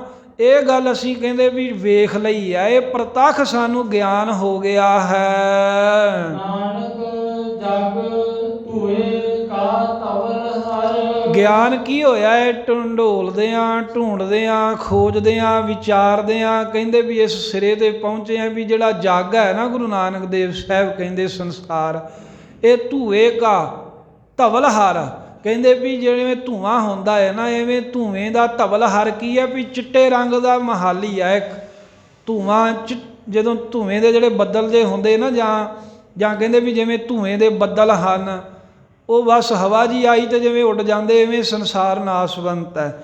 ਜਾਂ ਜਿਵੇਂ ਧੂਏ ਦਾ ਹੁੰਦਾ ਹੈ ਬੱਦਲ, ਤੇ ਜਾਂ ਧਵਲ ਹਰ ਚਿੱਟਾ ਮਹਲ ਜਿਹੜਾ ਹੈ, ਇਹ ਜਿਹੜਾ ਸੰਸਾਰ ਹੈ, ਚਿੱਟੇ ਤੋਂ ਭਾਵ ਹੈ ਵੀ ਜਿਹੜਾ ਬੜਾ ਸੁਖਦਾਈ, ਬੜਾ ਸੋਹਣਾ ਲੱਗਦਾ ਹੈ ਨਾ, ਬੜਾ ਮੋਹਦਾਇਕ ਲੱਗਦਾ ਏ। ਇਹ ਕਹਿੰਦੇ ਵੀ ਧੂਏ ਦੇ ਚਿੱਟੇ ਮਹਲ ਦੀ ਨਿਆਈ ਹੈ ਜਗਤ, ਭਾਵ ਕੇ ਨਾਸਵੰਤ ਹੈ। ਪੌੜੀ ਪੌੜੀ ਗੁਰੂ ਨਾਨਕ ਦੇਵ ਮਹਾਰਾਜ ਸਾਹਿਬ ਜੀ ਪੌੜੀ ਉਚਾਰਦੇ ਹਨ। ਇਹ ਵਾਰ ਕਹਿ ਰਹੇ ਨੇ, ਪਹਿਲੇ ਸ਼ਲੋਕ ਕਹੇ ਨੇ, ਤੇ ਜਿਹਦੇ ਵਿੱਚ ਗੁਰਦਾਤਾ ਗੁਰ ਹਿਵੈ ਘਰ ਕਿਹਾ, ਉਸੇ ਸ਼ਲੋਕ ਵਿੱਚ ਜਿਵੇਂ ਗੁਰੂ ਦੀ ਮਹਾਨਤਾ ਕਹੀ ਹੈ, ਇੱਥੇ ਮਹਾਰਾਜ ਉਹ ਗੁਰੂ ਪਰਮੇਸ਼ਰ ਦੀ ਮਹਾਨਤਾ ਕਹਿੰਦੇ ਆ। ਸਿੱਖ ਕਹਿੰਦਾ ਮਹਾਰਾਜ ਜੇ ਧੂਏ ਦਾ ਧਵਲ ਹਰੀ ਹੈ, ਧੂਏ ਦਾ ਹੀ ਘਰ ਹੈ, ਧੂਏ ਦੇ ਬੱਦਲ ਦੀ ਨਿਆਈ ਹੈ, ਨਾਸਵੰਤ ਹੈ, ਤਾਂ ਫਿਰ ਸਦਾ ਕੀ ਰਹਿੰਦਾ ਹੈ? ਤਾਂ ਗੁਰੂ ਨਾਨਕ ਸਾਹਿਬ ਕਹਿੰਦੇ ਵਾਹਿਗੁਰੂ ਰਹਿੰਦਾ ਏ। ਤੂੰ ਕਰਤਾ ਪੁਰਖ ਅਗੰਮ ਹੈ, ਹੇ ਵਾਹਿਗੁਰੂ ਤੂੰ ਕਰਤਾ ਹੈ, ਸਾਰੇ ਜਗਤ ਦਾ ਪੁਰਖ ਵਿਆਪਕ ਹੈ, ਅਤੇ ਫਿਰ ਅਗੰਮ ਸੰਕਲਪਾਂ ਵਿਕਲਪਾਂ ਦੀ ਪਹੁੰਚ ਤੋਂ ਪਰੇ ਹੈ। ਸੰਕਲਪਾਂ ਨਾ, ਸੋਚਾਂ ਨਾ ਨਹੀਂ ਕੇਵਲ ਤੇਰੇ ਕੋਲ ਕੋਈ ਪਹੁੰਚ ਸਕਦਾ। ਆਪ ਸ੍ਰਿਸ਼ਟ ਉਪਾਇਆ ਪਾਸੀ ਤੁਸੀਂ ਆਪ ਹੀ ਸਾਰੀ ਸ੍ਰਿਸ਼ਟੀ ਮਹਾਰਾਜ ਉਤਪੰਨ ਕੀਤੀ, ਪੈਦਾ ਕੀਤੀ ਹੈ। ਰੰਗ ਪਰੰਗ ਉਪਾਰਜਨ ਕਈ ਰੰਗਾਂ ਦੇ, ਕਈ ਮਿਸ਼ਰਤ ਰੰਗਾਂ ਦੇ ਜਗਤ ਦੇ ਜੀਵ ਉਪਾਰਜਨਾ ਬਣਾਏ ਨੇ। ਰੰਗ ਇੱਕ ਰੰਗ ਦੇ ਜਿਵੇਂ ਤੋਤੇ ਆਦਿਕ, ਤੇ ਪਰੰਗ ਕਈ ਰੰਗਾਂ ਦੇ ਜਿਵੇਂ ਮੋਰ ਆਦਿਕ, ਜਿਹਦੇ ਵਿੱਚ ਕਈ ਤਰ੍ਹਾਂ ਦੇ ਰੰਗ ਹੁੰਦੇ ਆ। ਐਵੇਂ ਇੱਕ ਰੰਗ ਵਾਲੀ ਤੇ ਰੰਗਾਂ ਰੰਗਾਂ ਦੀ ਸ੍ਰਿਸ਼ਟੀ ਮਹਾਰਾਜ ਤੁਸੀਂ ਉਪਾਰਜਨਾ ਕੀ ਹੈ, ਪੈਦਾ ਕੀਤੀ ਹੈ। ਬਹੁ ਵਿਦ ਭਾਸੀ ਬਹੁਤ ਭਾਵ ਬਹੁਤ ਹੀ ਵਿਧੀਆਂ। ਬਿਦ ਤੇ ਭਾਤੀ ਦੋ ਸ਼ਬਦ ਨੇ ਨਾ, ਇੱਕ ਬਹੁ ਲੱਗ ਜੂਗਾ, ਬਹੁ ਬਿਦ। ਮਹਾਰਾਜ ਜੀ ਉਹ ਬਹੁਤ ਵਿਧੀਆਂ ਦੀ ਤੁਸੀਂ ਜਿਹੜੀ ਹੈ ਨਾ ਤਰ੍ਹਾਂ ਤਰ੍ਹਾਂ ਦੀ ਇਹ ਸ੍ਰਿਸ਼ਟੀ ਰਚੀ ਹੈ। ਇੱਕ ਬਹੁ ਲੱਗ ਜੂਗਾ, ਬਹੁ ਭਾਤੀ, ਤੇ ਬਹੁਤ ਭਾਂਤ ਬਹੁਤ ਤਰੀਕਿਆਂ ਦੀ ਸ੍ਰਿਸ਼ਟੀ ਰਚੀ ਹੈ। ਤਰ੍ਹਾਂ ਤਰ੍ਹਾਂ ਦੇ ਜੀਵ ਜੰਤ ਨੇ। ਆ ਖੋਜ ਕਰਦੇ ਨੇ ਕਈ, ਨੇਤੀ ਕੋਈ ਨਵਾਂ ਹੀ ਜੀਵ ਜੰਤ ਖੋਜ ਕੇ ਲੈ ਆਉਂਦੇ ਜਿਹੜਾ ਕਦੀ ਪਹਿਲਾਂ ਵੇਖਿਆ ਨਾ ਹੋਵੇ। ਇਹ ਮਹਾਰਾਜ ਨੇ ਪਹਿਲਾਂ ਹੀ ਕਹਿ ਦਿੱਤਾ ਵੀ ਬਹੁਤ ਤਰ੍ਹਾਂ, ਬਹੁਤ ਵਿਧੀਆਂ, ਬਹੁਤ ਢੰਗਾਂ ਤੇ ਬਹੁਤ ਭਾਂਤਾਂ ਦੀ ਸ੍ਰਿਸ਼ਟੀ ਮਹਾਰਾਜ ਸਾਜੀ ਆਪ ਨੇ। ਤੂੰ ਜਾਣ ਹੈ ਜਿਨ ਉਪਾਈ ਹੈ। ਮਹਾਰਾਜ ਤੂੰ ਆਪ ਸਾਰਾ ਕੁਝ ਜਾਣਦਾ ਹੈ, ਜਿਸ ਨੇ ਇਸ ਨੂੰ ਪੈਦਾ ਕੀਤਾ। ਇਹ ਸਾਨੂੰ ਨਹੀਂ ਪਤਾ ਹੁੰਦਾ, ਪਰ ਵਾਹਿਗੁਰੂ ਤੂੰ ਸਭ ਕੁਝ ਹੀ ਜਾਣਦਾ ਹੈ। ਤੇਤੋਂ ਨਹੀਂ ਕੁਝ ਲੁਕਿਆ। ਸਾਨੂੰ ਤਾਂ ਨਹੀਂ, ਦੁਨੀਆ ਦਾ ਹੀ ਨਹੀਂ ਪਤਾ ਸਾਰਾ, ਵੀ ਸੰਸਾਰ ਕਿੱਥੋਂ ਤੀਕਰ, ਕਿੰਨੇ ਕਿੰਨੇ ਜੀਵ ਕਿੱਥੇ ਕਿੱਥੇ ਰਹਿੰਦੇ ਆ, ਕੌਣ ਕੀ ਕਰਦਾ, ਇਹ ਵੀ ਸੀਮਤ ਜੀ ਖਬਰ ਹੁੰਦੀ ਸਾਨੂੰ, ਅਸੀਂ ਕੀ ਕਰਦੇ ਆ। ਪਰ ਮਹਾਰਾਜ ਤੂੰ ਸਾਰਾ ਕੁਝ ਹੀ ਜਾਣਦਾ ਵੀ ਕਰਦਾ ਕੌਣ ਕੀ ਹੈ ਤੇ ਕੀ ਕਰ ਰਹੇ ਨੇ। ਸਭ ਖੇਲ ਤੁਮਾਤੀ ਕਿਉਂਕਿ ਸਭ ਖੇਲ ਤੁਮਾਤੀ, ਸਾਰਾ ਖੇਲ ਤੁਮਾਤੀ ਤੁਹਾਡਾ ਹੀ ਮਹਾਰਾਜ ਸਾਹਿਬ ਜੀ ਬਣਾਇਆ ਹੋਇਆ ਹੈ ਜਗਤ। ਜਾਂ ਗਿਆਨੀ ਐਵੇਂ ਵੀ ਅਰਥ ਕਰਦੇ ਹੁੰਦੇ, ਤੁਮਾ ਤੇ ਤੀ ਨਾਮ ਹੈ ਇਸਤਰੀ ਦਾ। ਮਹਾਰਾਜ ਇਹ ਸਾਰਾ ਖੇਲ ਤੁਹਾਡੀ ਇਸਤਰੀ ਭਾਵ ਮਾਇਆ ਨਹੀਂ ਬਣਾਇਆ, ਰਚਿਆ ਹੋਇਆ ਏ। ਇੱਕ ਆਵਹਿ ਇੱਕ ਜਾਹੇ ਉਠ ਇੱਕ ਆਵੇ, ਇੱਕ ਜਨਮ ਲੈ ਕੇ ਆ ਰਹੇ ਨੇ, ਇੱਕ ਆਪਣੀ ਭੋਗ ਕੇ ਉੱਠ ਕੇ ਮਰ ਕੇ ਸੰਸਾਰ ਤੋਂ ਜਾਹੇ ਜਾ ਰਹੇ ਨੇ। ਬਿਨ ਨਾਵੈ ਮਰ ਜਾਤੀ ਪਰ ਜਿਹੜੇ ਪਰਮੇਸ਼ਰ ਦਾ ਨਾਮ ਨਹੀਂ ਨਾ ਜਪਦੇ, ਸਾਰੀ ਉਮਰ ਉਹ ਮਰ ਜਾਤੀ ਕੀ, ਮਰਦੇ ਜੰਮਦੇ ਰਹਿੰਦੇ ਟੇਢੀਆਂ ਜੂਨਾਂ ਦੇ ਵਿੱਚ ਪੈ ਕੇ। ਮੁਖ ਰੰਗ ਚਲੂਲਿਆ ਪਰ ਜਿਹੜੇ ਗੁਰਮੁਖ ਨੇ, ਗੁਰੂ ਦੇ ਸਨਮੁਖ ਨੇ, ਉਹਨਾਂ ਨੂੰ ਮਹਾਰਾਜ ਰੰਗ ਚਲੂਲਿਆ ਆ ਵੀ ਦਾ ਗਾੜਾ ਲਾਲ ਪ੍ਰੇਮ ਦਾ ਰੰਗ ਚੜਿਆ ਹੈ। ਉਹ ਨਹੀਂ ਫਸਦੇ ਵਿਕਾਰਾਂ 'ਚ, ਉਹਨਾਂ ਗੁਰਮੁਖਾਂ ਨੂੰ ਗਾੜਾ ਪ੍ਰੇਮ ਦਾ ਰੰਗ ਚੜਿਆ ਹੋਇਆ। ਉਹ ਪ੍ਰਹਿਲਾਦ ਭਗਤ ਧਰੂ ਵਾਂਗ 5 ਸਾਲ ਦਾ ਹੀ ਸਿਮਰਨ ਵੱਲ ਲੱਗ ਜਾਂਦੇ ਨੇ ਉਹਨਾਂ ਨੂੰ, ਕਿਉਂਕਿ ਗਾੜਾ ਪ੍ਰੇਮ ਰੰਗ ਚੜਿਆ ਏ। ਚਲੂਲਿਆ ਤੋਂ ਭਾਵ ਹੁੰਦਾ ਗਾੜਾ। ਉਹਨਾਂ ਨੂੰ ਮਹਾਰਾਜ ਰੰਗ ਲੱਗਾ ਹੈ ਆਪ ਜੀ ਦਾ ਗੁਰਮੁਖਾਂ ਨੂੰ। ਰੰਗ ਹਰ ਰੰਗ ਰਾਤੀ ਹੇ ਹਰੀ ਪਾਤਸ਼ਾਹ ਜੀਓ, ਉਹ ਕੇਵਲ ਤੇਰੇ ਪ੍ਰੇਮ ਰੰਗ ਦੇ ਵਿੱਚ ਹੀ ਰੰਗੇ ਹੋਏ ਸਦਾ ਰਾਤੀ ਰੱਤੇ ਹੋਏ ਰਹਿੰਦੇ ਹਨ। ਸਤ ਨਿਰੰਜਨ ਤੇ ਹੋਰਾਂ ਨੂੰ ਉਪਦੇਸ਼ ਦਿੰਦੇ ਨੇ ਗੁਰਮੁਖ ਵੀ ਉਹ ਜੋ ਸਤ ਸਰੂਪ ਪਰਮੇਸ਼ਰ ਨਿਰੰਜਨੋ ਮਾਇਆ ਦੀ ਕਾਲਖ ਤੋਂ ਰਹਿਤ ਸ਼ੁੱਧ ਹੈ, ਉਹਦਾ ਸਿਮਰਨ ਕਰੋ, ਭਲੇ ਉਹਦੇ ਜਨਮ ਸਫਲਾ ਕਰਨਾ, ਜ਼ਿੰਦਗੀ ਸਫਲ ਹੀ ਕਰਨੀ ਹੈ। ਉਹ ਹਰੀ ਵਾਹਿਗੁਰੂ ਸਭ ਦੇ ਦੁੱਖ ਹਰਨ ਵਾਲਾ, ਪੁਰਖ ਵਿਆਪਕ ਤੇ ਵਿਧਾਤੀ, ਜੋ ਸਭ ਦਾ ਫਲ ਵਰਦਾਤਾ ਏ, ਜਗਤ ਦਾ ਰਚਨਹਾਰ ਏ। ਮਹਾਰਾਜ ਤੂੰ ਆਪੇ ਹੀ ਨਿਰਗੁਣ ਸਰੂਪ ਹੈ, ਆਪ ਹੀ ਸਰਗੁਣ ਸਰੂਪ ਹੈ, ਆਪ ਹੀ ਸੁਜਾਨ ਅੰਤਰਜਾਮੀ ਹੈ। ਵੱਡਾ ਪੁਰਖ ਕਿਸੇ ਨੇ ਬ੍ਰਹਮਾ ਨੂੰ, ਵਿਸ਼ਨੂੰ ਨੂੰ, ਸ਼ਿਵਜੀ ਨੇ ਮੰਨਿਆ ਹੈ, ਪਰ ਤੂੰ ਇਹਨਾਂ ਸਭ ਵੱਡੇ ਪੁਰਖਾਂ ਤੋਂ ਵੀ ਵਡਾਤੀ ਵੱਡਾ ਹੈ, ਭਾਵ ਤੂੰ ਵੱਡਾ ਹੈ, ਬਾਕੀ ਸਭ ਤੇ ਤੋਂ ਥੱਲੇ ਨੇ। ਜੋ ਮਨ ਚਿਤ ਤੁਧ ਧਿਆਏ ਦੇ, ਜੋ ਮਨ ਚਿਤ ਤੁਧ ਧਿਆਏ ਦੇ, ਮੇਰੇ ਸੱਚੇ ਆਹੇ ਮੇਰੇ ਸੱਚੇ ਅਕਾਲ ਪੁਰਖ ਵਾਹਿਗੁਰੂ, ਜੋ ਮਨ ਵਿੱਚ ਚਿੱਤ ਵਿੱਚ ਤੈਨੂੰ ਧਿਆਉਂਦੇ ਹਨ ਰਾਤ ਦਿਨ।